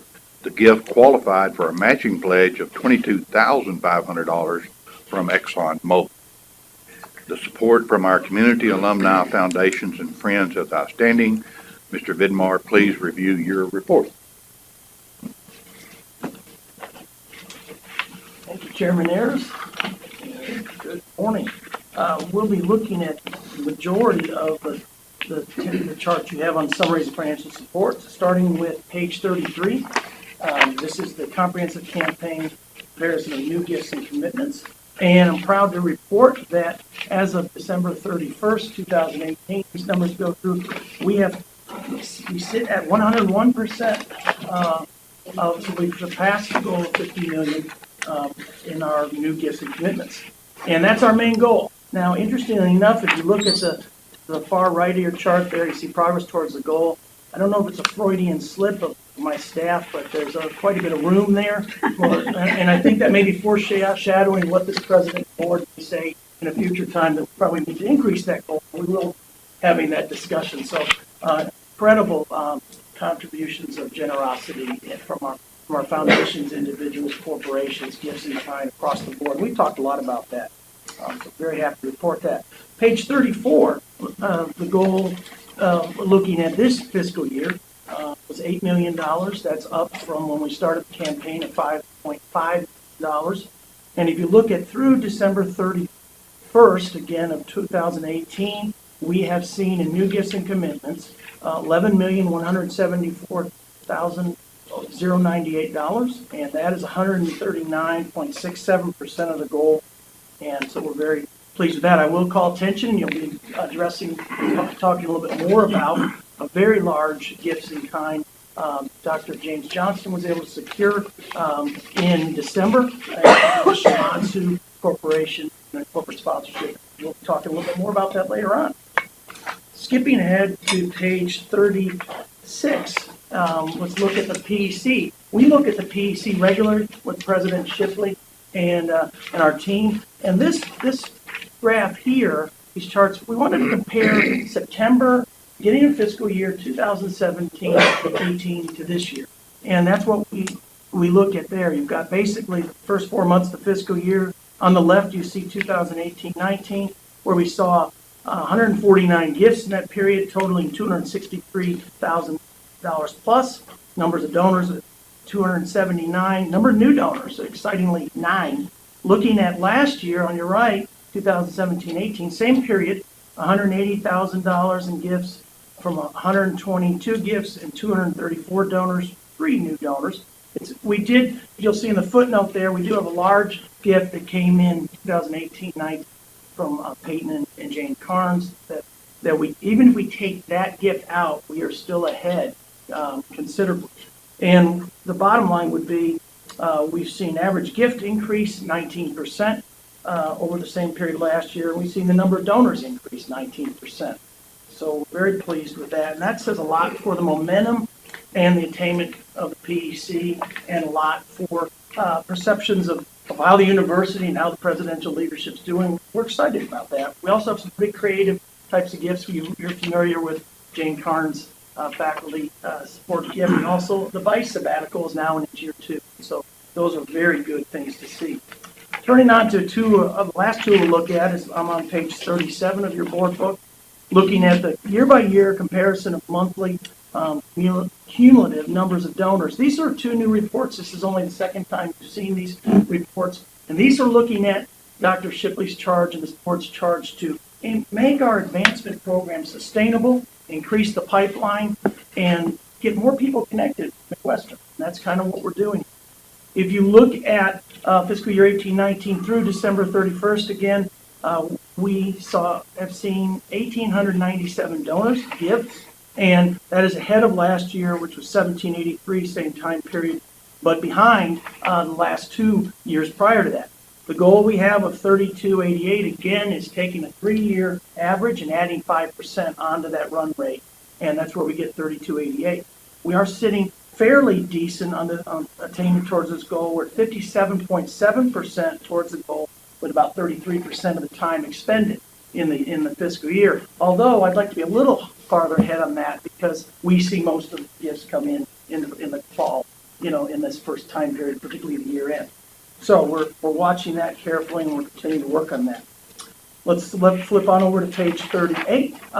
This is a similar approach and methodology for the number of gifts. Looking at, here you see numbers of gifts at 1616 for the fiscal year through December 31st. And that puts us, at about 44% of the goal and 33% of the time. This is going to be, as we talked about, the heavy lifting area. This is going to be an area that we really are trying to get some more strategy and resources behind it. And so we continue to try to ramp up on this, and this will be a challenge. Some things that we're doing on that is we're working with Mr. AJ Lopez, social media, Blitz, goal, approach, and appeal. We have, we'll be doing next month a new alumni association deal that will bundle an opportunity for a person to give $10 to wherever they want. Alumni association membership, probably sweeten the deal a little bit, maybe give them 6 months for 1 year, that kind of thing. And that will be going out probably late March. We also are partnering, thanks to leadership of Dr. Shipley and Dr. Johnson, very well, I think, building off the momentum of our academic sector with some of our dean's luncheons. We did just yesterday, had a great meeting with interim chair of political science, Dr. Linda Veazey, and Dr. Steve Garrison, and we're talking about how we can raise some money for poli-sci and the wildly successful Model UN. So that's exciting to see that. We also are working right now with biology, and we have an appeal out that's beginning. We're seeing money come in a scholarship appeal honor Professor Louis Huffman. So those are some things that we're seeing, but to that we are hoping to have some traction on. Dr. Shipley, anything in the area of advancement? You're doing great. Go right ahead. Thank you. Okay. And the last report you'll see there is the page 39 is our planned giving. Continuing momentum there. We have planned giving marketing. We have a planned giving website thanks to leadership of Rhonda Talley McClung. And you can see there, so far we've seen almost $2 million in campaign value confirmed gifts, and we have 5 pending. Any questions that I can entertain? Thank you, Mr. Chairman. Thank you, Tony. As a reminder, your folder contains a list of donors and note cards are on the table. Please write thank yous to those assigned to you and any others you would like to include. Our next item is item 19-54, Shimatsu Corporate Sponsorship Agreement and Naming. Provost Johnson will present this item and recommendations. Thank you, Chair. When Dr. Shipley first discussed with us the concept of corporate namings and sponsorships in relation to the comprehensive campaign and the opportunities the health sciences building offers specifically, Shimatsu was one of the first companies that came to mind. We purchased a couple of radiography suites from them several years ago for that department, and the working relation and their customer care has just been outstanding over that period. When I researched the company, what we found is truly a kindred spirit in pioneering efforts and innovation that we also see within our radiologic sciences department in particular. So again, with the guidance of Tony's office, Dr. Shipley, Dr. Kelly and I set up a couple of meetings with the Shimatsu leadership, and actually it was the second meeting, getting the right people at the table and me presenting to them the incredible opportunity and value that MSU's Radiologic Sciences Department brings to the table.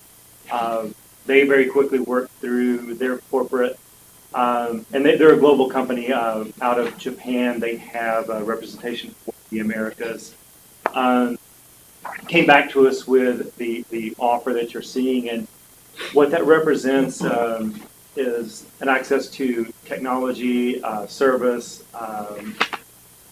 the warranties and packages that are almost unheard of certainly in an academic setting. But also the opportunities for collaboration, for research, for beta testing, co-presenting for our students. So I think this naming opportunity represents an incredible opportunity for the university and for Shimatsu Medical. And they expressed that same sentiment. So I know the CEOs of the three organizations that accredit and guide how we practice radiography in the United States, and this created some interest, and I asked them to, they have these radiography programs in the U.S. report to them in different ways, so they have their list, and I asked them to research this because of this interest. To the extent they could find, between the three of them, this would be the first corporate naming of a radiologic science program, an accredited radiologic science program in the United States. So I certainly have always enjoyed being first. So, so certainly with pleasure, I think, again, what this represents is us together expressing a desire to be leaders together in medical imaging. So presenting this opportunity for your consideration. Are there any other questions? Dr. Johnston? May I just say that this would not have happened without the relationship that James has built with this company. And having spent hours with these leaders from Shimatsu, their respect for our program is extremely high. And they're a very well-respected company, very high-quality instrumentation. And so it just reiterated to me that our leadership in radiologic science is unassailed. They know we're good, and they want their name affiliated with us. So it was pure pleasure to see James navigate that relationship. He did a great job. Thank you. Thank you.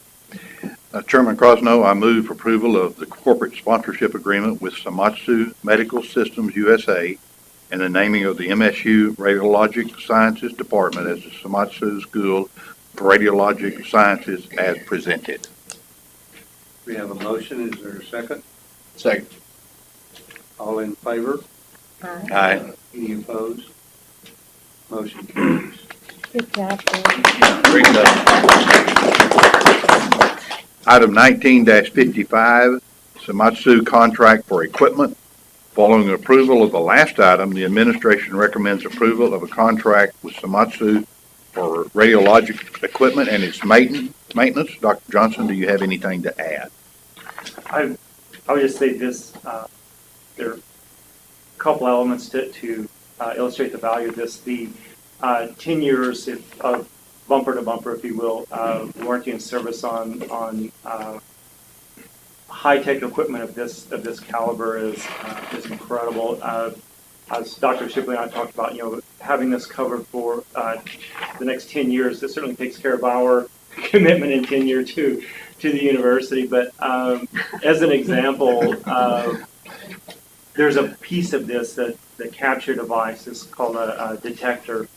While pretty sturdy, those are $50,000 a piece. If you drop one and it has to be replaced without coverage like this, that's just $50,000 you have to come up with. So their willingness to go to these links to underwrite the technology they're providing us is absolutely an incredible value and opportunity for us. Any other questions? Yeah, just one. The $1.7 million we're responsible for, how long? That's part of the equipment budget that we've set aside from the. So it's in the budget. That money is we're there. going to pay it out. Okay. Yes. Is it a 10-year payout? It's there. It's already accounted for and part of the TRB that we received for the building. So the money is already sitting there, got it. ready to spend now. So it's ready to go. Yes. Okay. Unless you would like to donate. No. Pick up those payments. There's names for individual suites. Excellent job, James, you and your team, man. This is just awesome. Chairman Cosno, I move approval of the contract with Sumatsu Medical Systems USA for equipment and maintenance as presented. We have a motion. Is there a second? Second. Any further discussion? All in favor? Aye. Aye. Any opposed? Motion carries. Item 19-56, financial reports. The administration recommends acceptance of the fiscal year 2018 annual financial reports for the October through December 2000 and the October through December 2018 financial reports. Are there any questions?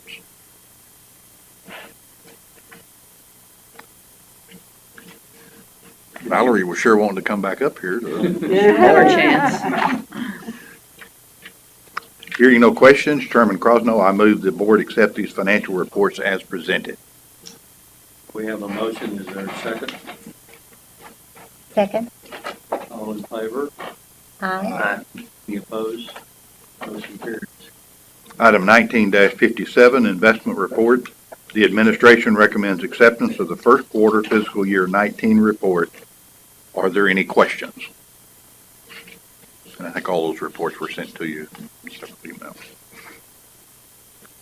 Chairman Crosno, I move acceptance of this report. Again, we have a motion. Is there a second? Second. All in favor? Aye. Any opposed? Motion carries.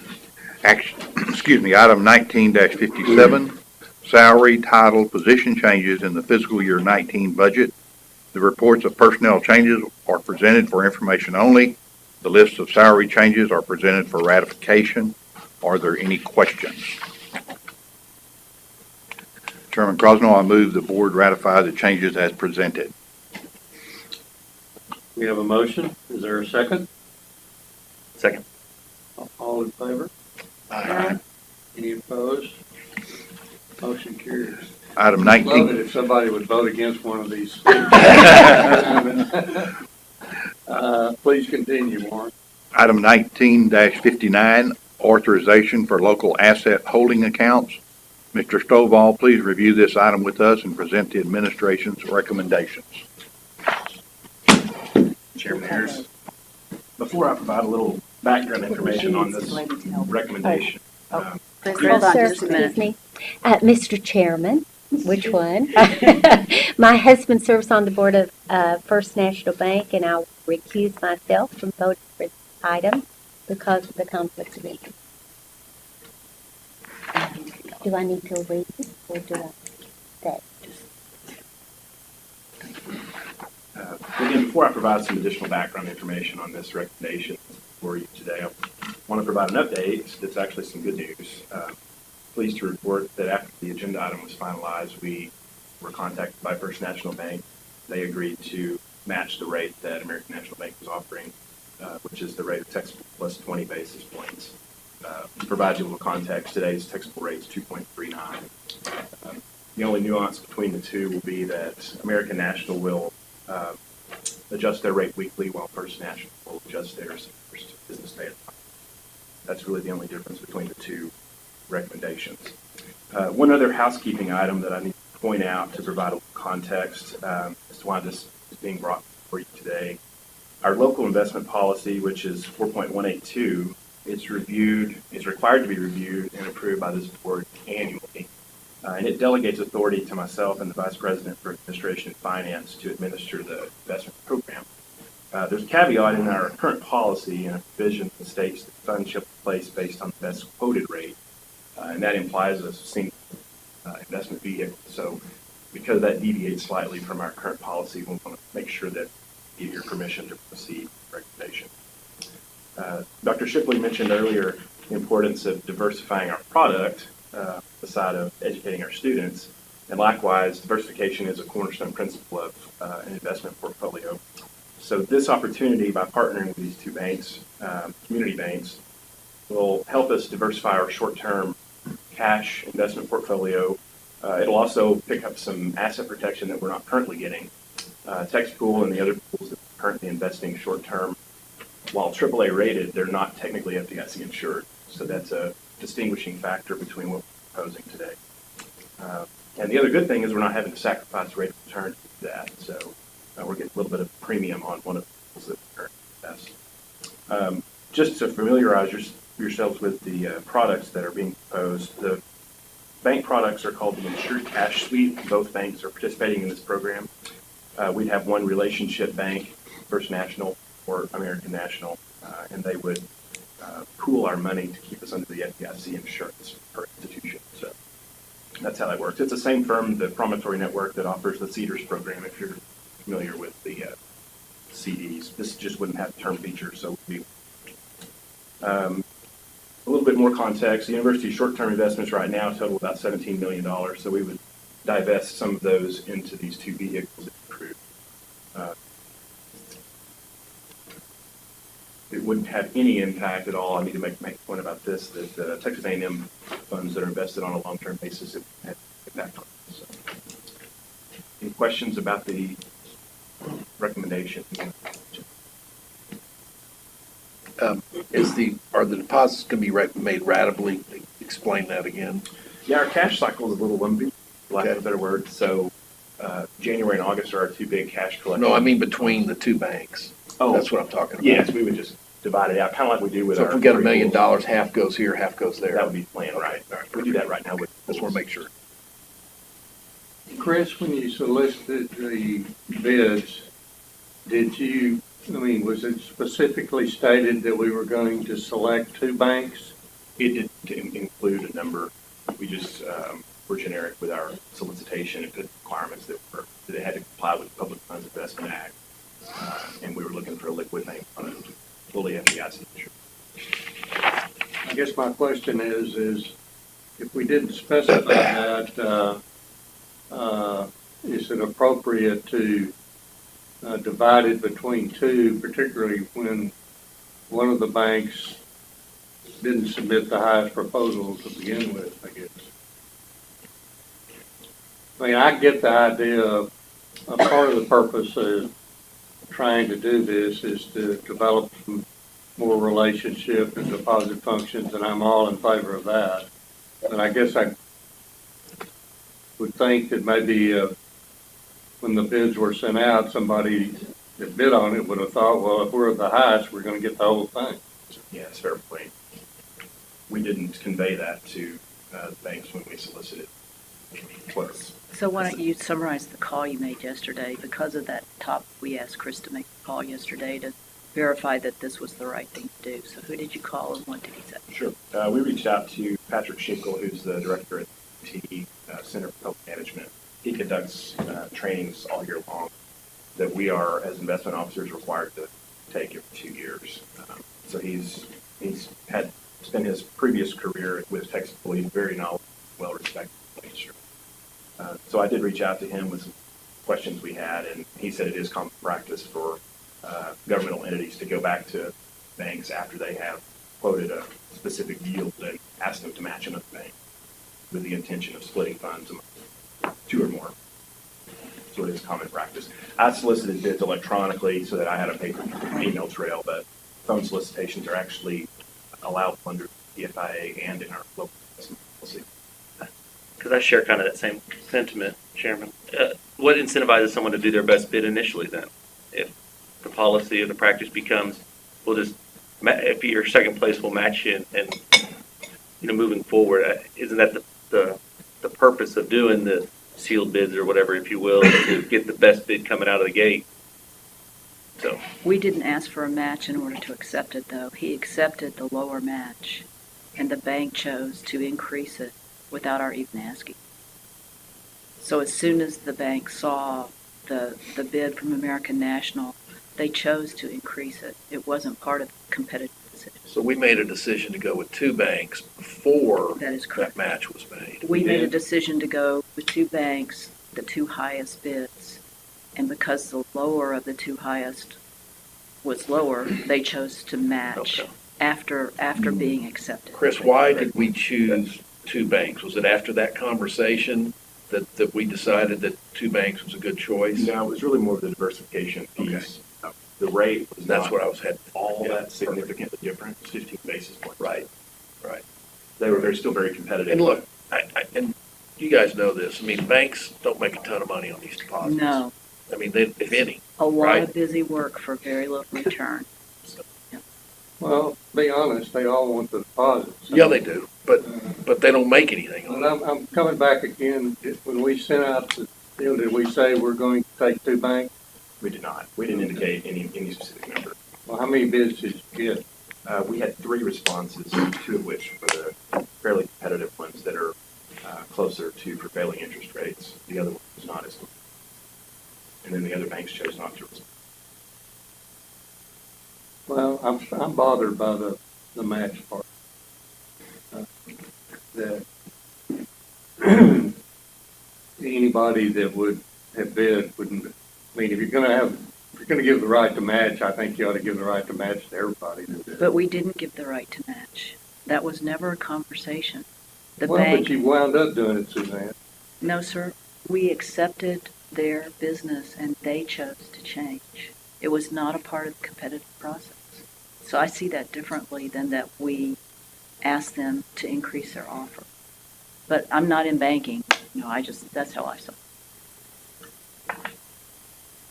So you're saying that the decision was made to use the 2, and then they said, well, since you made the decision to choose, First National said, okay, well, we'll go ahead and match. They were not aware of what the other offer was until they saw the board book. And when they saw the board book and the difference between the 2 offers, they said we prefer to be at the same rate. So there was nothing competitive about it. It was merely a decision they made.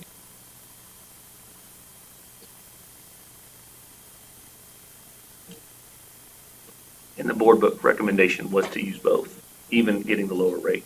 Correct. Yeah. But That makes me more comfortable about it insofar as staff's recommendation was to use Bank A and Bank B, First National and American National, at 2 different rates. After that recommendation came out, they said, thanks for the recommendation, but we'll go ahead and match. This is what was in the book. Right. When I looked at it, whatever it was. And So it's 20 per basis points. Right. Yeah. Well, I think it's commendable that they were willing to match it afterwards, but it's the process that I'm more about.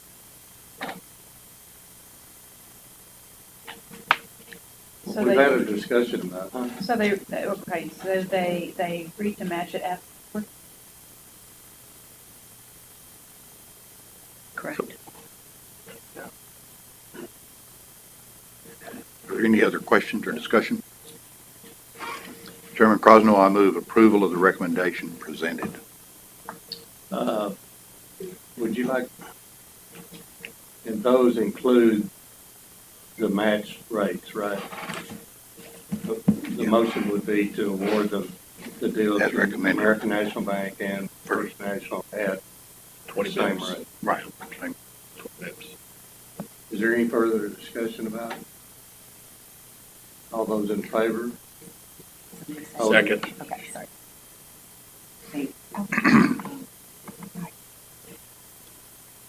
All those in favor? Aye. Any opposed? Motion carries.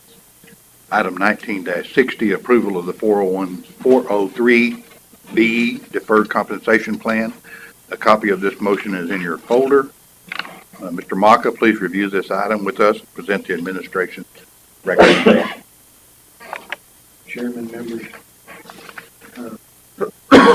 as the item states, this is simply the vehicle with which to accomplish the early compensation plan under the existing contract. 403B plan, deferred comp, and to do this, we have to, the board is required to adopt IRS purposes. So that's why we're asking for approval for the plan, and also ask for myself and board chairman Crosno to develop, if approved, the plan would then need a record keeping and administrative agreements as necessary to implement. For example, with Fidelity, Vanguard, TIAA, Teachers Insurance and Annuity Association, someone that, for example, services to invest in mutual funds and things. And so it's really kind of a two-step deal, but mainly, for the plan, 403B plan to be adopted by the board and the authority to be able to negotiate agreements as necessary, record-keeping administrative officers. Okay. And that's all I have. That's it. Okay. Are there any other questions? Chairman Crosno, I move the board approve authorization of the MSU Special Deferred Compensation Plan and authorize the general counsel to work with the board chairman to execute the plan and record-keeping and administrative agreement or agreements as necessary to implement the plan. We have a motion. Is there a second? Second. All those in favor? Aye. Any opposed? Motion carries. Item 19-61, campus construction update. The board book includes project status reports and a report on smaller construction projects. Mr. Owen, has the photographs of current projects. Thank you. Quarterly update.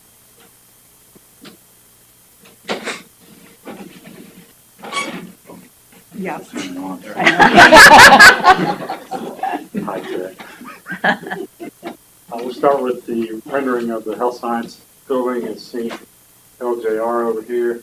I don't have a photograph of a west face, but I'll tell you that they have completed the masonry in this area. They're working over here and right here. This is not bricked yet. The colonnade, they can't put that up until they finish the budget, so that's why you won't see any improvements there. You may recall this is where we were about 15 months ago with a parking lot and the gay hay been demoed.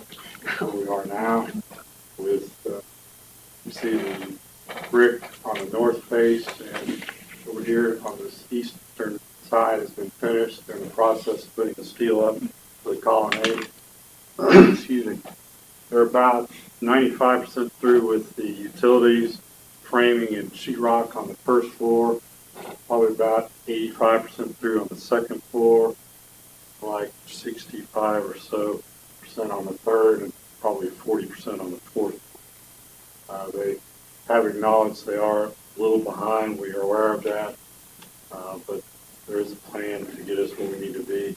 We should be okay for use starting in August. This is the quad that's created by the new health science building, Quibble, J.S. Provewell, Dillard, and McCoy. This is an extension of the Jesse Rogers Promenade to the south, a sitting wall with a signage on it, and the water feature in the middle of it. This is kind of that same perspective. Use your imagination. With the promenade to the left there, you can see if there's rebar sticking up there, which will be the foundation for the sitting wall. And this over here is the water feature. Another version of that is, again, here we were 15 months ago, and now we've got the gunite in place. Actually, since this picture's been taken, this water feature has been waterproofed, and starting here in a week or two, they'll start placing the rocks and such that will help fill the space. Next, we have the Texas Accessibility Standards and ADA and Fire Marshal Upgrades Project. Past, I've showed you pictures of the new elevator and stairways on Bowling and Paint Fine Arts. Those are finished now. These aren't quite as glamorous, but nevertheless, they're part of the process. Took those stairwells out, and we're creating storage facilities on each 3 floors over in Bowling, which is what you're looking at there. Actually, since this picture is taken, they're going to punch it out tomorrow, so they should be able to start using those 3 new storage areas pretty soon in Bowling. this is what it was 2 weeks ago in Paint Fine Arts, where they still need to put the structure in and the finish is in. The western corridor in Poland, there's a stairwell that's right in the middle here that needed to be exit to the outside or through a fire-rated corridor that we did not have. So we created, this corridor is now fire-rated, and we added these doors that go off to the east. One there, here, let's see what's down there. We had to move the doorways that are, both those lecture halls were too close together. We had to move them apart, and the stairwell now actually exits directly into this corridor to replace the ceiling with fire-rated material as well as sprinklers. One of the other parts of this project includes adding a ramp to the northeast corner of Aiken Auditorium. We're in the process of putting one on the southeast corner for the Welcome Center for South Hardin. And this summer we'll be doing several ADA upgrades and fire marshal upgrades in Aiken Auditorium. As far as the Moffett renovation goes, we're currently doing on the 2A phase of that, which you may recall is that all of the third floor and half the second floor. Third floor is primarily cosmetic, but we're painting walls, replacing carpet, adding some electrical outlets to the eastern where all the windows are, better seating. Second floor, we're kind of doing the same thing, but we're also adding these study pods. They'll have glass, not plastic for windows. They're roughly about 150 square feet rooms that groups can study in. There'll be 3 of them added on the second floor. This is if you're standing at the administrative office on the second floor, looking to the east, back at that their elevator. This is where it is now, where we've added 2 of these study pods. Actually, this one is over here, just another wide angle lens. So we're progressing there. Third floor is probably about 3 weeks ahead of schedule. The second floor is maybe a week behind, but total we're still good for completing this 2A by the June time frame. And lastly, we have the Jesse Rogers Promenade outside of Mass Comm building was opened up. There are still a few minor Texas accessibility standard upgrades they need to correct, but otherwise it's for use. Any questions?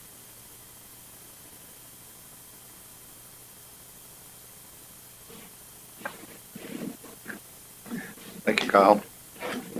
This item is presented for information only and no action is necessary. Item 19-62, Facilities Complex Project Contract and Budget. The board approved this project in May and we saw preliminary renderings in August. Mr. Owen has updated renderings and will present information and the administration recommendation.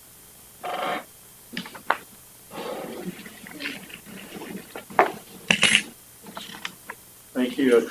I guess to start with, we bid the project over December, January timeframe and got the bids in just a couple weeks ago. We're within our budget, so the action item is requesting authorization to move forward with contracting with them as long as we stay within the $2.52 million budget. That said, I wanted to at least show you a little better what the facility will look like, since it has changed a little bit through the design process. Last time we showed you this in August. So, Funding Young Sons of Potter created several renderings for you all to be able to better picture what's going on. This is what you would see if you're standing in the new health science building looking out towards the northwest. You'll see we'll have a fence that goes around the yard area where we keep all the vehicles. The north parking lot area there will be used as overflow for the Lifelong Learning Center, and because of that, we're extending our yard area. This is Goodwill Sports area, so we pay that section of it for our use. This is not part of this project. Funds are not available for that. This is if you're looking on the northwest corner, looking back to the northeast. This is the health science building, counseling, Bridwell. Again, the fence there allows bus traffic to come in this way. We'll exit out on the LJR in the yard. LLC parking area. This would be if you're standing at the corner of Hempstead and LJR, looking back to the southwest, and just have the fence protecting the yard area. This would be the main entrance, the electrical shop entrance there.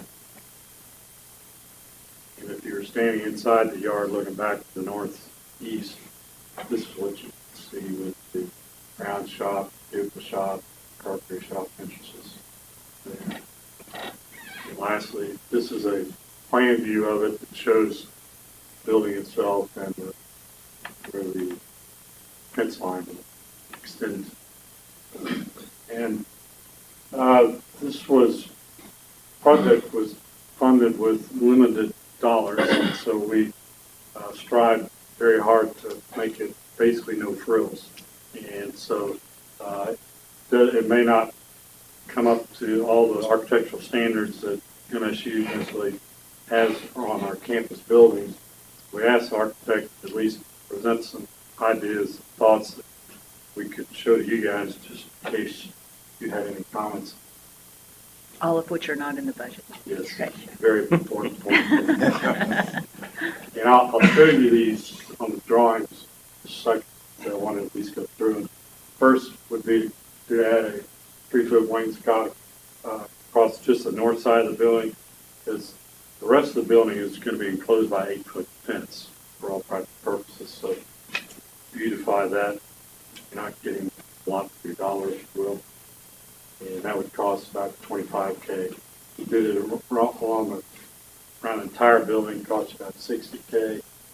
You could, around the front entrance itself, add bricks, about $20K. Some brick pilasters, basically a little more brick on the front of it. I'll show you that in a second. Another $16K. Could put brick all around it, but it's about $250,000. You could add some brick pilaster to the fencing, $55K. This would not go on the fence that can't be seen. It would just be on LJR and Hempstead. And we could also add a little brick wall, total up to $125K. I realize you can't see this very well. It's the elevation views of the building.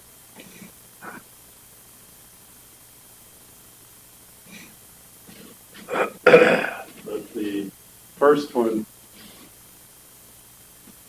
the 3-foot wainscot, Scott, is this dark area there. For the brick entrance only, it's kind of that grayed in area right through there, so it's not a very large bricked area. For another $20K. The pilasters, I don't know if you can see this, the blue cloud. It would add some bricks in those areas. Still have sheet metal exposed here, a little bit above, and then on the ends. So it's not full coverage. I was guessing probably about 2/3 of it be bricked. The additional 16K. And as far as the fencing goes, this is a version from last summer, so don't pay attention to the building or the layout of the fence necessarily, but this is what the pilasters would look like in addition to the fence. And it would just go along LJR and what's exposed on the along Hempstead. Lastly, this is actually a picture of the fence we have in our current yard. The fence they're proposing would be slightly taller than this, basically brick along the bottom, cedar on top of the pilaster. And that's the 125K? Yes. And that would just be, you would just see that on Rodriguez and Hampstead? You wouldn't do the normal fence on the rest? Was it 125 for just LJR and I thought it was 55? 55. 55. Oh, well, that's good. Yeah, just 50. That we don't yet have. We're accepting checks. Wow. Man, We're this is tough. aggressive. You know, we are in a neighborhood, and I assume we're expecting this building to last for how many years? We do have I think, a reputation of making sure we do everything as we have in the past. So, having said that, I recognize we can't do everything, but I do think the fence is very important. And an entrance that has a little bit of a style to it that relates to the rest of our buildings, I would sure encourage, even though we have no money. But if you did the brick entrance and the pilasters only on the fence for $55K, you're looking at about 75. So if you did the wainscot, the brick entrance, and the pilasters with the fence, it's 116. Well, I think you said the wainscot on just on the north side. Right, north side only. I mean, to me, if it's behind a fence, I don't know that we need to do anything. I agree. That's my opinion. But, I mean, if you're gonna pretty it up, you wanna pretty it up the right way. And, you know, I see the frustration that we don't have money. I do have a question. Go back a couple of spots here. I've got a question about this add-on. Go that shot, no, the overhead. That. Explain to me, so in the other renderings and the what we approved, that little portion down at the bottom of this screen where you've kicked out that, what is that for? What is that? It just looks like parking. For what? We have 150 vehicles, of course, I'm counting every golf cart and such. We have a lot of vehicles that we have to store, and it would fill up all this. So it would fill that up, but if we ever needed that for additional shops or anything like that, that's there, right? I mean, we could use that. Well, the design was such that we were kind of hoping at some point in the future we could move the paint shops over. So there's room there and there's room down here for additional expansion, time park vehicles somewhere else. I mean, that's the point I'm making is that's really good, positive, that we're not locked in and, you know, we can't go anywhere. So I just noticed that. Okay. Remind me, Kyle, the plan with the current building? I'm sorry, say What's that the again? plan with the current structure? It's going to be refurbished to become the Bridwell Activity Center, primarily for Greek organizations, but other students. I remember you saying that last time. And it also pulls all that traffic out of the middle of campus. It puts the car somewhere else. This is for 4 of our shops. The facilities administration will move to the first floor of Bridwell. So Kyle, what will it take to make this happen? That's where Tony comes in. Tony, I'm all for the 250K, so go raise it. Just break the building. I just don't think the timing allows for raising this money. I think it's a valid question in terms of what do you offset? What were we going to do this summer that we would now put off for another year while we try to find money? Right. Well, I mean, that's what I would recommend is, I mean, I'm not, I mean, for me, and I think that's pretty, I mean, I'm not as passionate as Nancy is about the neighborhood, obviously. I do think that there is a need to address it and make sure that we check and we've looked in every nook and cranny to figure out where we can come up with the money. And I wouldn't cut it short at, you know, doing just the wainscot. I would do wainscot, I would do the brick entrance, I would do the pilasters, and I would do the fence. Not all the way around, just as it faces that area. I agree. And that's $116,000. And I mean, look, I think that that's meaningful because of the diligence that we put into our building. We drove up this morning and Lori went, "Whoa, wow, look at that. What is that?" She hadn't seen it. And so, I mean, at the end of the day, we've done a very good job, I think, as a university of addressing that. And I think it's important that we at least make an effort to try and find it. If we can't, we can't, but we try. I totally agree with you. That's why we asked Kyle to bring some pretty factors forward. But have you thought about this, Valerie, where Yes, we ma'am. take the money? First of all, you need to understand that the way we funded this to begin with is if we Yeah. are doing this over a 2-year period. Paul, we allocated $1 million this year and we set aside $1 million next year in our planning process. Are there usually a little bit of HEAP dollars left every year? Yes. So that's a possibility. We do have some campus master plan money still sitting available in the dollars. We do have a little bit of money in our fiscal plan unallocated. So there are some options, if that is your desire, that we will work to have. Well, I mean, what I desire doesn't matter. What the board desires does matter. And I think I'm hearing Nancy say she wants to do it, I want to do it. I mean, at the end of the day, I think you've got to address it. I would throw my name in support of that. These four out, make a big difference. Be a lot better look for it. Yeah. When you say that, Valerie, that there may be some money in the unallocated, excuse me, are we talking 50,000 or 500,000 or what? 100, most. See, then we only need to find 16. So, Stop it. Stop. Do we pass the slate? Everybody's looking at you, Sean. I thought that adds up. 116. 116. Oh, he added the full height brick That pilasters. plus Oh, that, okay. plus that, yeah. I got you. So Valerie said it's doable, so let's If you do it. pass, I agree. if we pass this though, I want some help from somebody on the board because I want to see what brick looks like next to the substance that they're building that building. I want to make sure it all works because it might not be best to have brick. It might be some other Anything to be something else. cosmetically. So I just don't know Great that you point. want to throw No, brick that's a great onto point. current That's a great Yeah. point. structure. So I want to get over to his office and see stuff. He I can guess touch with stucco's someone not else. we may be able to do stucco and brick or something. So I think we're open. We just want to look like the rest of the campus as much as possible. I agree. I don't know how you proceed. I mean, all I'm asking is that we look and see, when are we planning on starting this Well, I project? think this requires approval right now. right, you would Which is need to fine. approve to increase the Right. budget by 16. Yeah.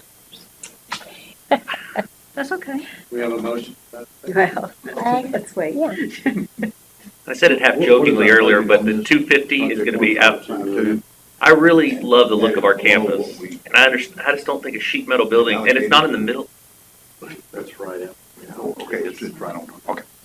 I'll wait until Warren, I'm sorry, I interrupted.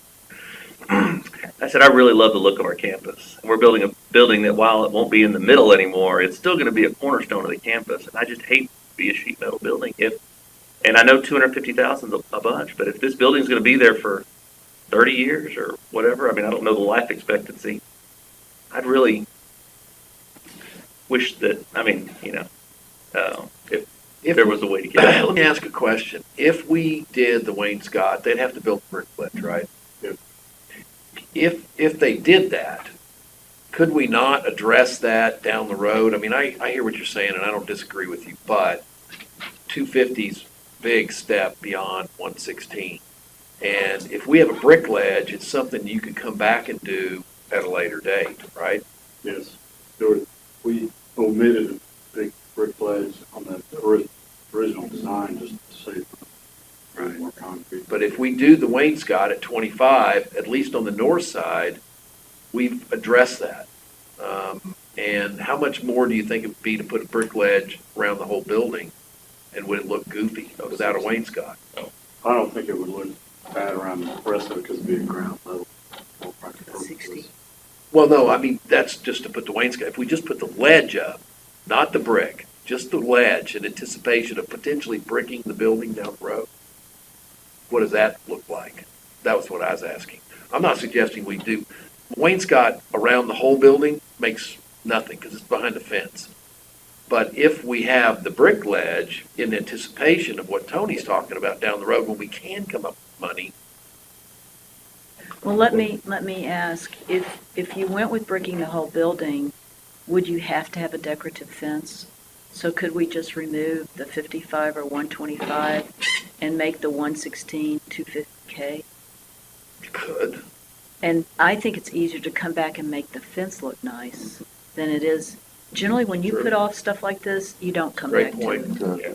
So, Hey, Valerie, can you find 250? Just asking. 116, 250. Come on, don't ask me to write a check. Well, I think you see the consensus of the group is that we want to do whatever we can with the amount of money we have, make the best it can be. So if there is a motion there, I don't know how we just want them to move forward to keep it, with the reputation that we already have. We would only have to request authorization to contract with best value contractor with an overall project budget up to 2.77 million rather than the 2.52 million. The understanding that, would that work for you, Al? Or not, am I adding right? I think that's a fair proposal. And I agree with you, Suzanne. The fence, that's easy. So, down the road, it's easier. Yeah, but I think you want a fence around where you're gonna be parking vehicles and all that. no, we'll have the no, no, fence, yeah. it won't be decorative. The Just fence the is decorative- okay. The decorative part of We it. have a fence. Yeah, okay. That gives you that Let's do it right. extra in case you can't come up with a Right. Hey, go back to Up to 2.7. the facing Rodriguez again. Quick. Okay, well, right there. Yeah, I think, if you did, because if you did brick all the way around, but that fence, I don't think that's gonna be an issue. If we can get 250 to brick the whole building, it's gonna look okay. Make it look fine. But I want to see what it looks like with that roof. Yeah, I don't want to. This roof it's actually more of a galvanized metal look. If you look at the softball complex or the locker rooms, it's the same style there. You don't realize it, but the top of that is just kind of galvanized. But it's got some trim around it, so it's not. So if we brick this, could it be the red color I was gonna of the say, tile on campus? Yeah, not the gray. I had him change the color of this just because I liked the way it looked, but we could have a different color galvanized top, could Well, from Energy Code, they said we had to use the gray. the gray. Okay. But Harder. there is, it's kind of hard to say this, but there's some flashing, kind of like gutters around the edges of it. Is what you see, particularly when you're close to it. Now, if you're standing on top of Health Science Building, you're going to see silver. That's all right. But you have options of those colors too. Yes, for around the perimeter. Yes.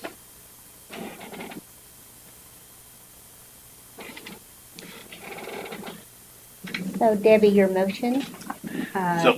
To authorize the administration to contract with best value contractor for the construction and approval of an overall project budget of up to $2.77 million.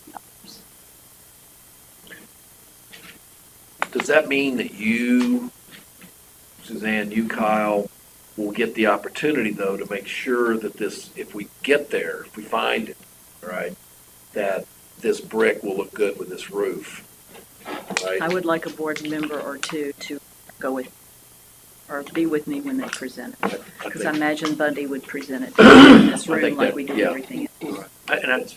One final question. I know nothing about construction. What is the normal roof? I mean, if it's not going to be that roof, it's obviously a more costly roof. Tony, can I interrupt? Let's get the motion on the floor, and then we can talk about it further if you'd like. Would you like to make? We have a motion before us that Debbie just read. So we make a motion and ask for the question on that issue for approval. Is there a second for that? Okay. Now, is there any further discussion? To change the roof would require probably pretty major redesign because it's also based on the pitch of the roof. So if you increase the pitch of the roof, the steel inside. Be substantial. That's fair enough. All right. Thank you. Crosno, Chairman Crosno, I think we have a motion before us. We have a motion and a second. Is there, presume the discussion is over with. All those in favor of the motion, please say aye. Aye. Any opposed? Motion carried. I know we just have one more item. It's 11:55. Oh, is it? Hold on, what's the item? It's the easement. It's That's the easy one. Barry can do it. Be We'll just walk out if he doesn't. item He'll just 19-63, keep on talking. easement on university real property leased to YMCA. Mr. Maka, please present this item. The new members of the board may not know, Midwestern State University owns the land on which the family YMCA is located. And since about 1980, MSU has leased that land to the YMCA. You may know that they're going through an extensive capital campaign, building campaign, that's up there. In 2017, we had needed to do an easement with Encore to provide electricity to one of the buildings. That was done. We've done some tainage ponds.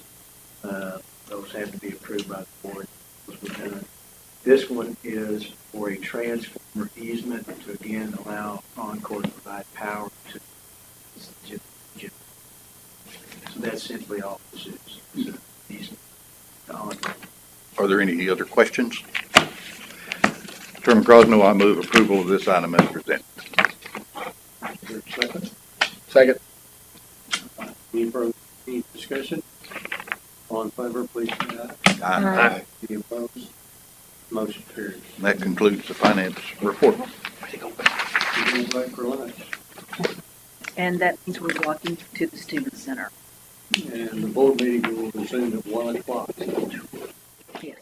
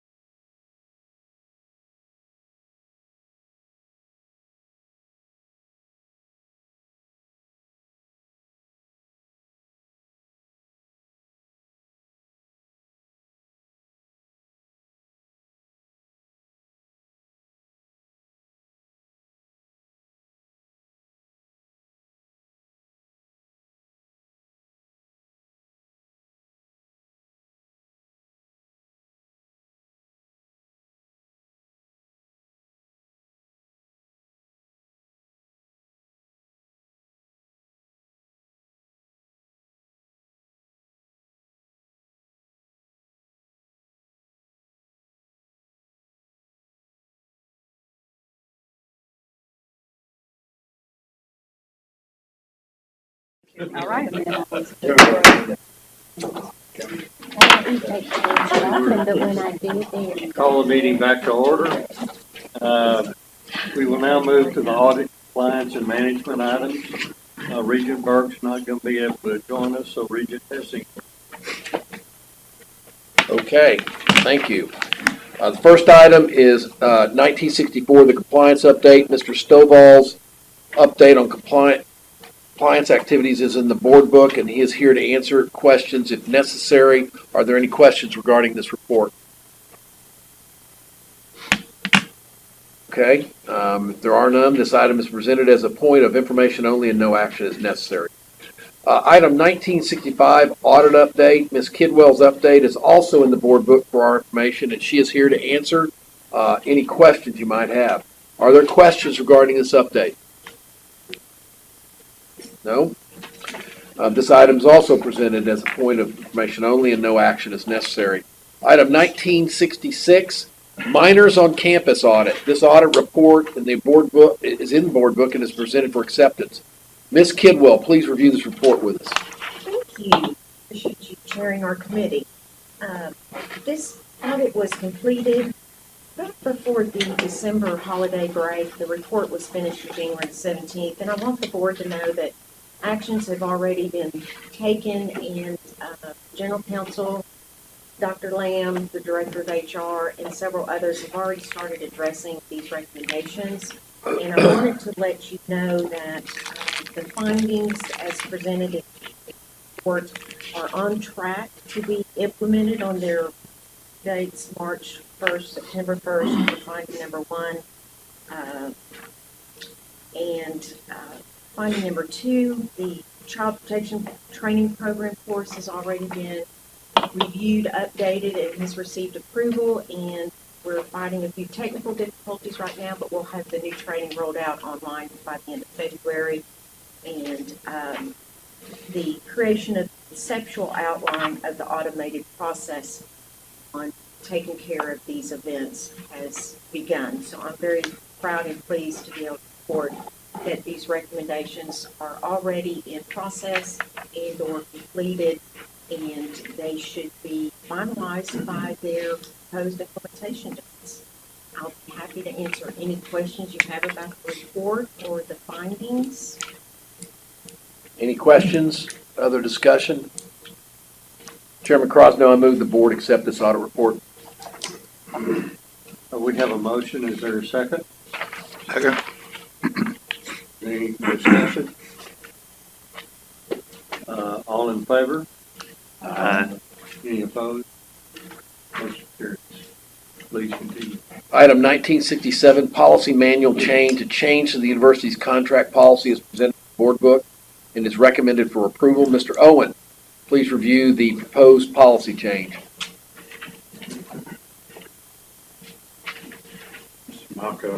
Mr. Maka, please come forward.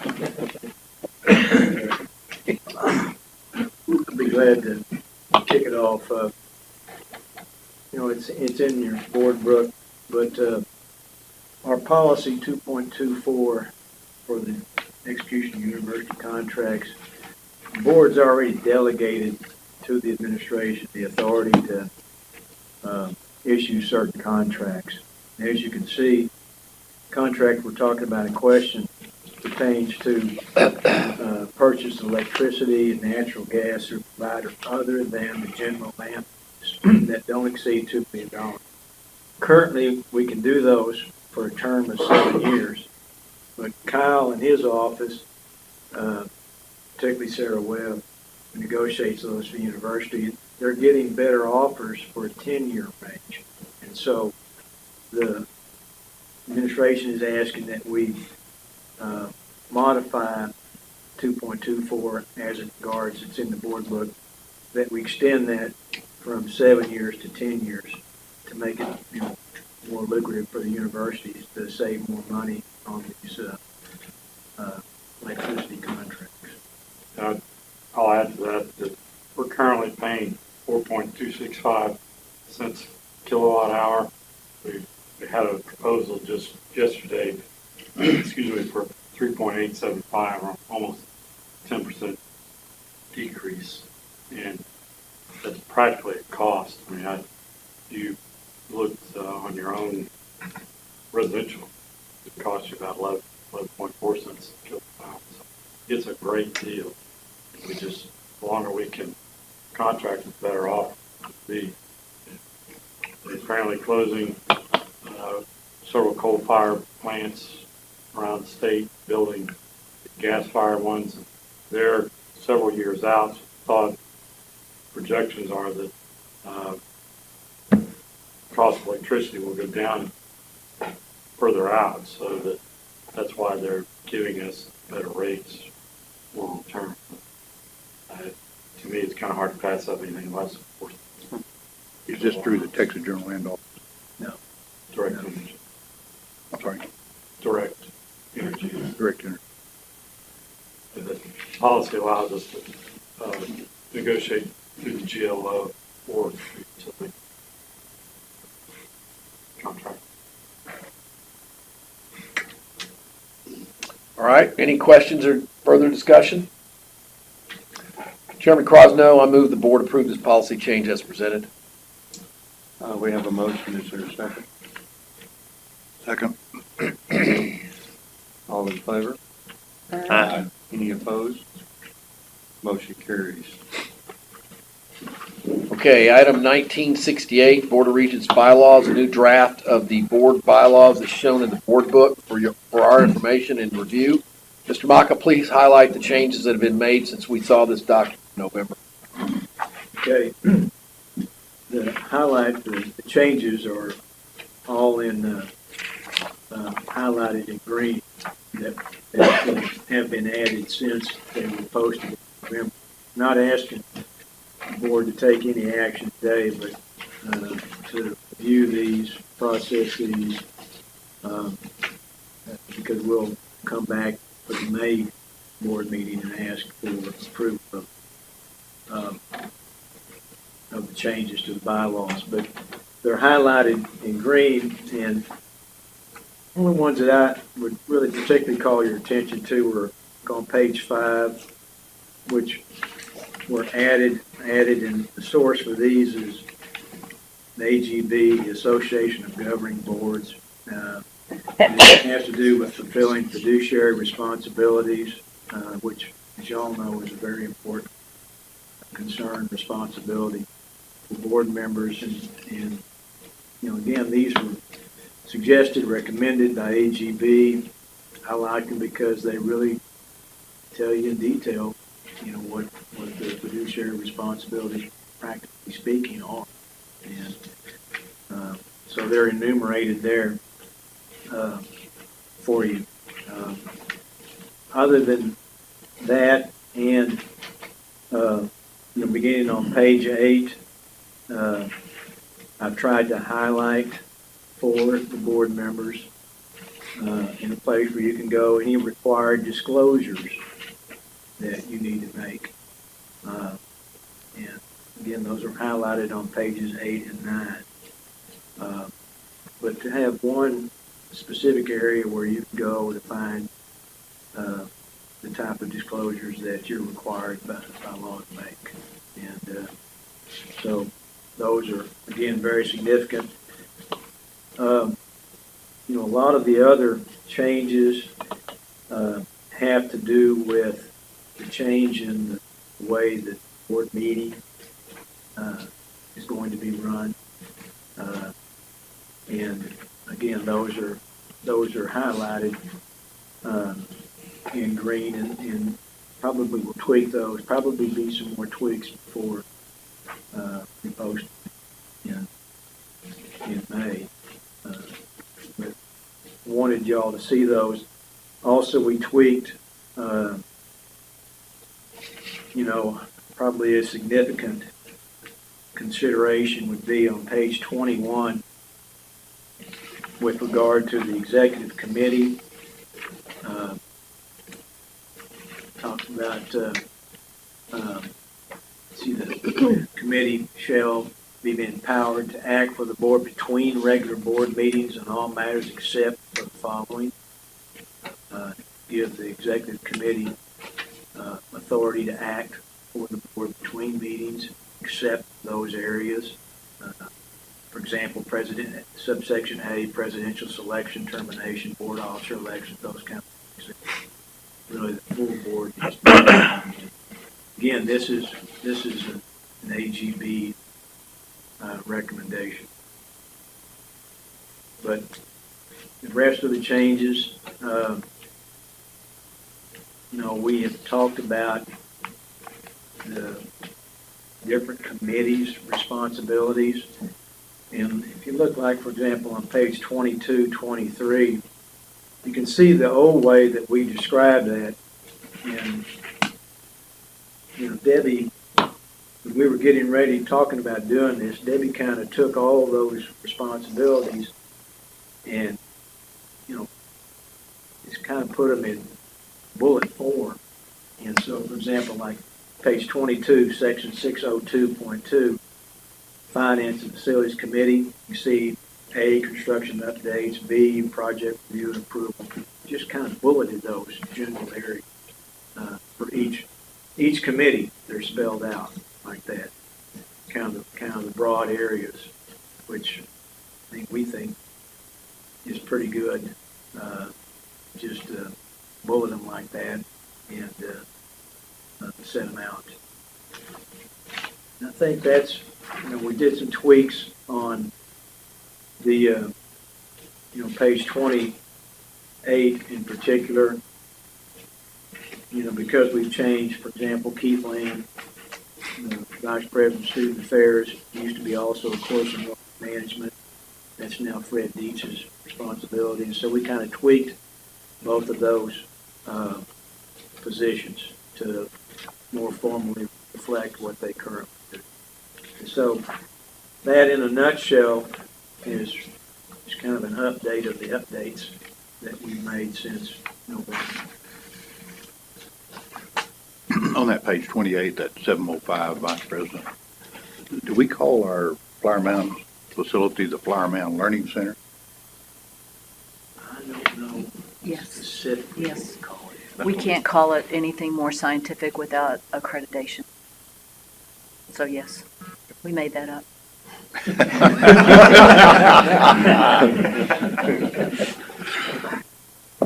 Okay. All right.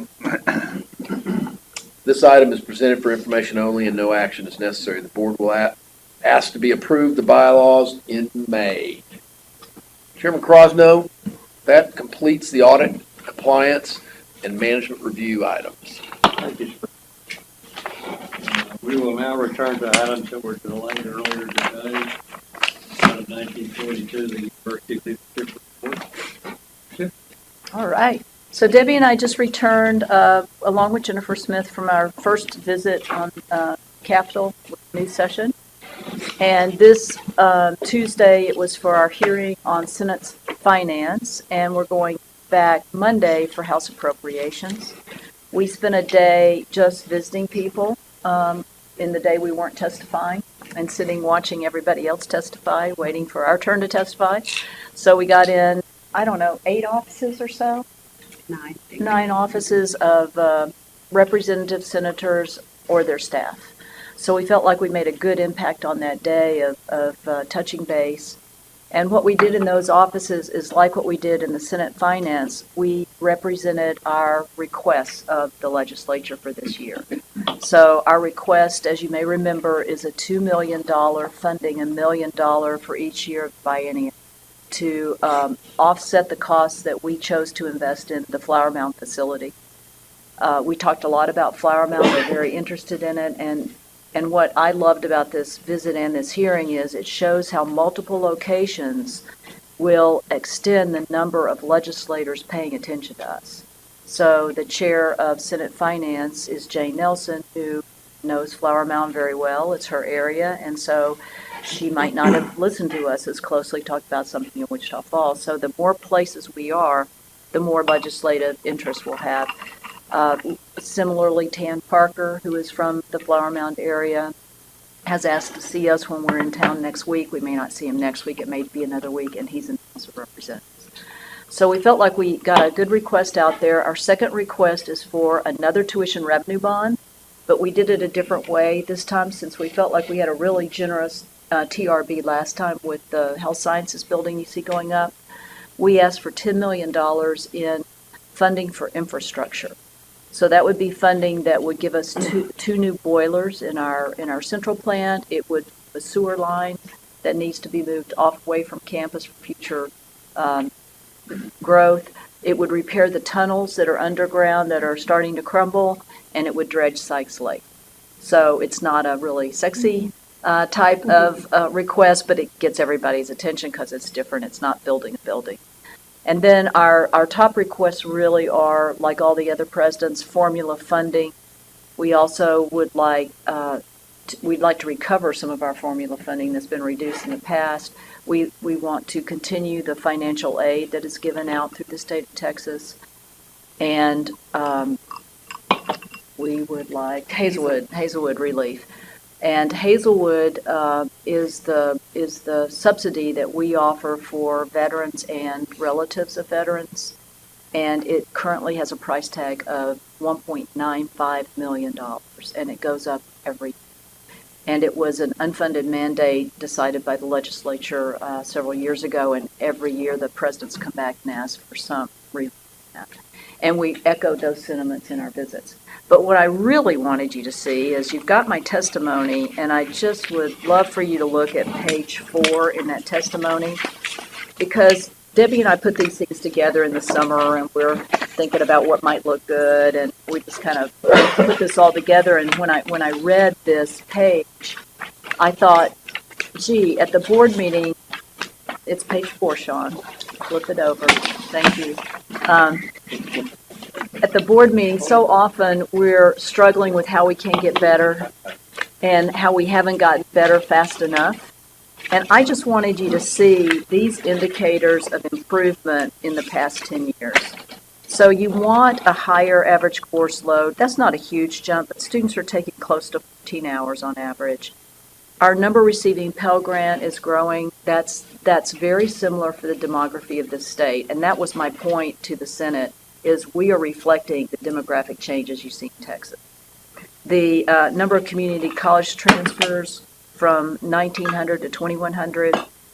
Our Hispanic enrollment has really grown quickly. Our African American enrollment is growing healthily. Our distance ed is now 1,500, so we've doubled in those 10 years. And spectacularly, our percent of students living on campus has grown from just under 20 to now over 30. And that takes a lot of heavy lifting, so I was really proud of that number.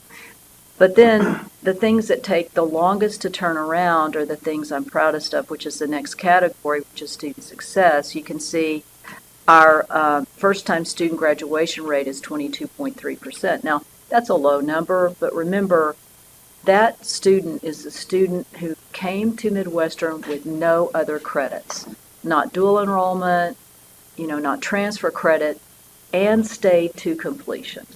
Is that true, not transfer, Keith? If they bring dual credit, it counts. I mean, they count in our count. Like if they've taken in high school, they count as a first-time freshman. But not if they've gone to NCTC Right. and got Correct. Right, okay.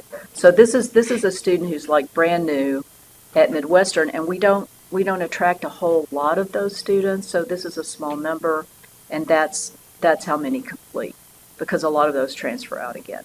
And then you can see our first-time student graduation rate for 6 years is 41.4, and our graduation rate for transfer is 56, which is fantastic. You can see how our total degrees awarded is growing. So what I wanted to say with those indicators, we're not where we want to be, but the fact is we can move forward and we can improve when we put our mind to it, and that's good. You may not know that we spend over $20,000, almost $21,000 per student, and of that, only $5,000 comes from the state. So when the state asks why does tuition go up, a lot of it is because the state doesn't increase spending very much, and we have to as items become more expensive and compliance is placing demands on us and other demands are made. So that's a snapshot of expenditure. And then a real bragging point, the endowment has almost doubled in those 10 years from 44.5 to 80.9. Really, really good news. And then there are a couple of stories that are in here that are worth all of us knowing, and I will just point those out really quickly, and I think that's on page 3.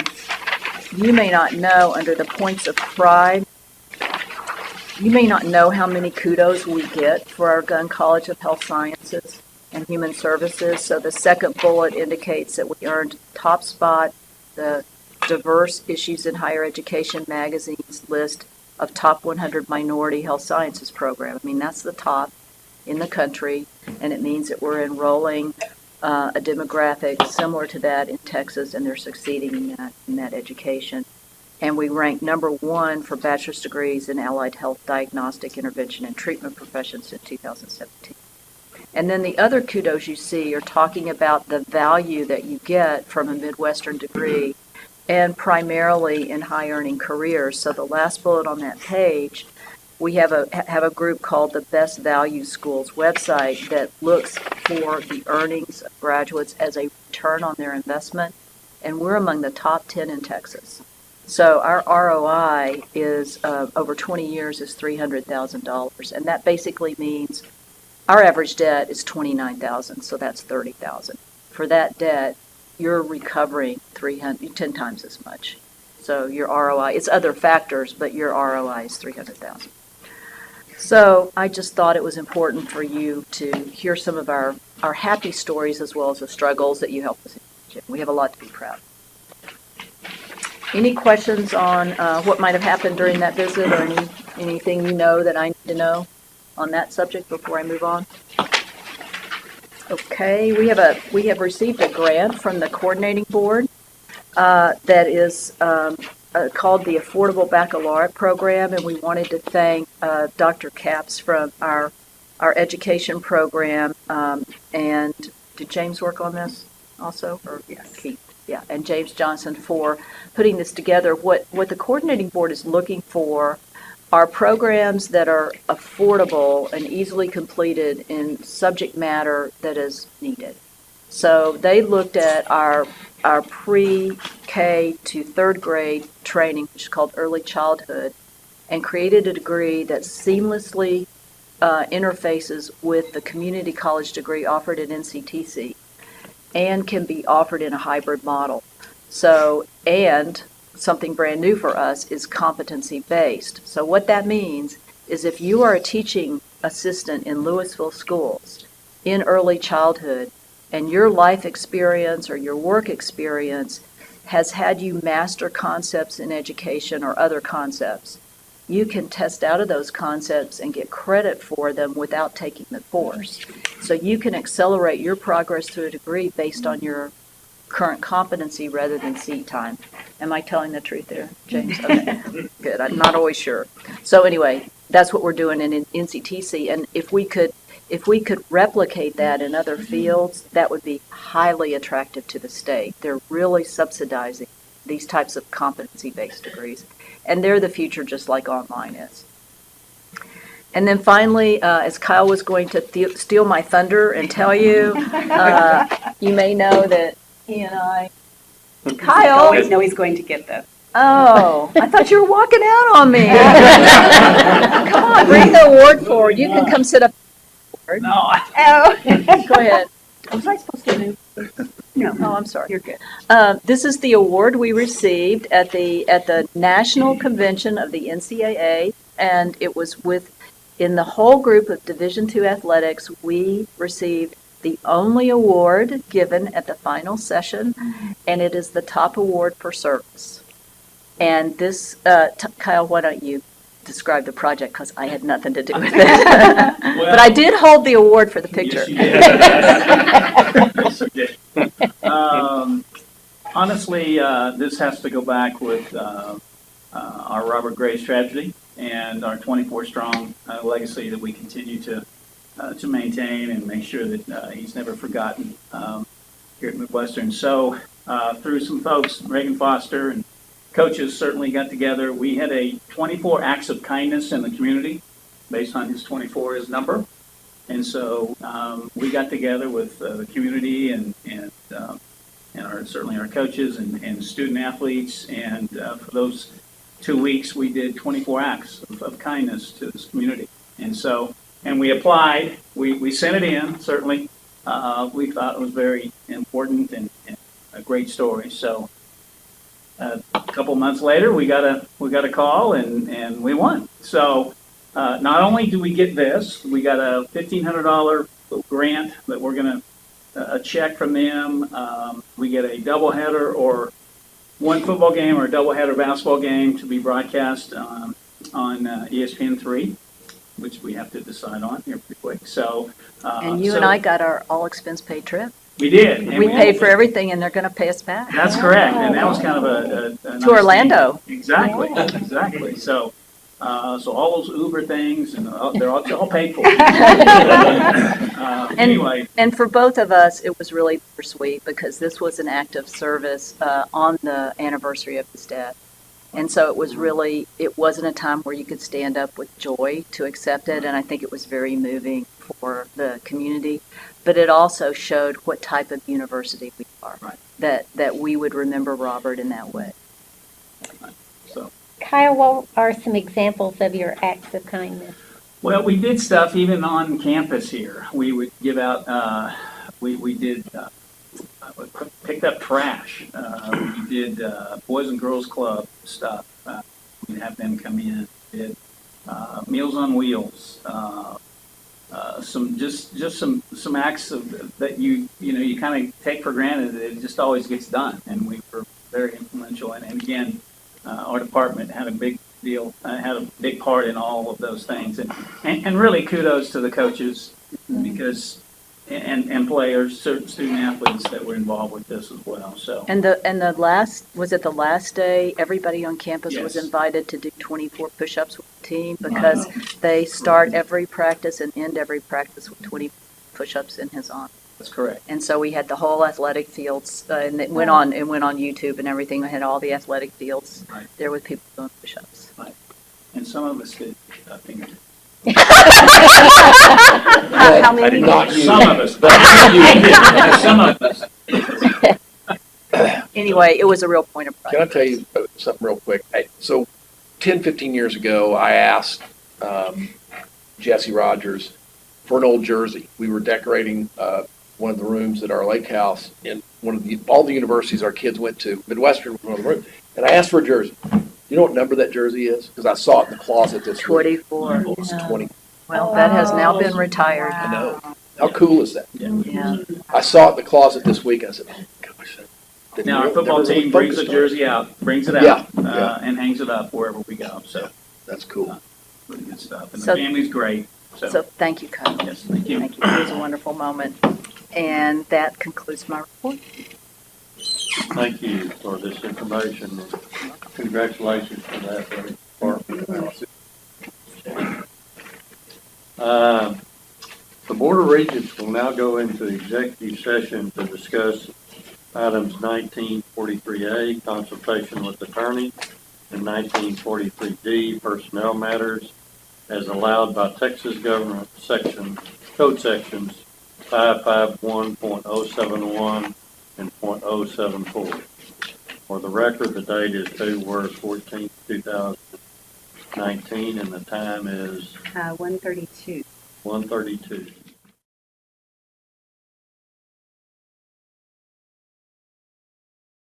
Please begin the webcast. The closed session is complete. The only items discussed were the items announced, and no votes were taken. Is there any other business to come before the board?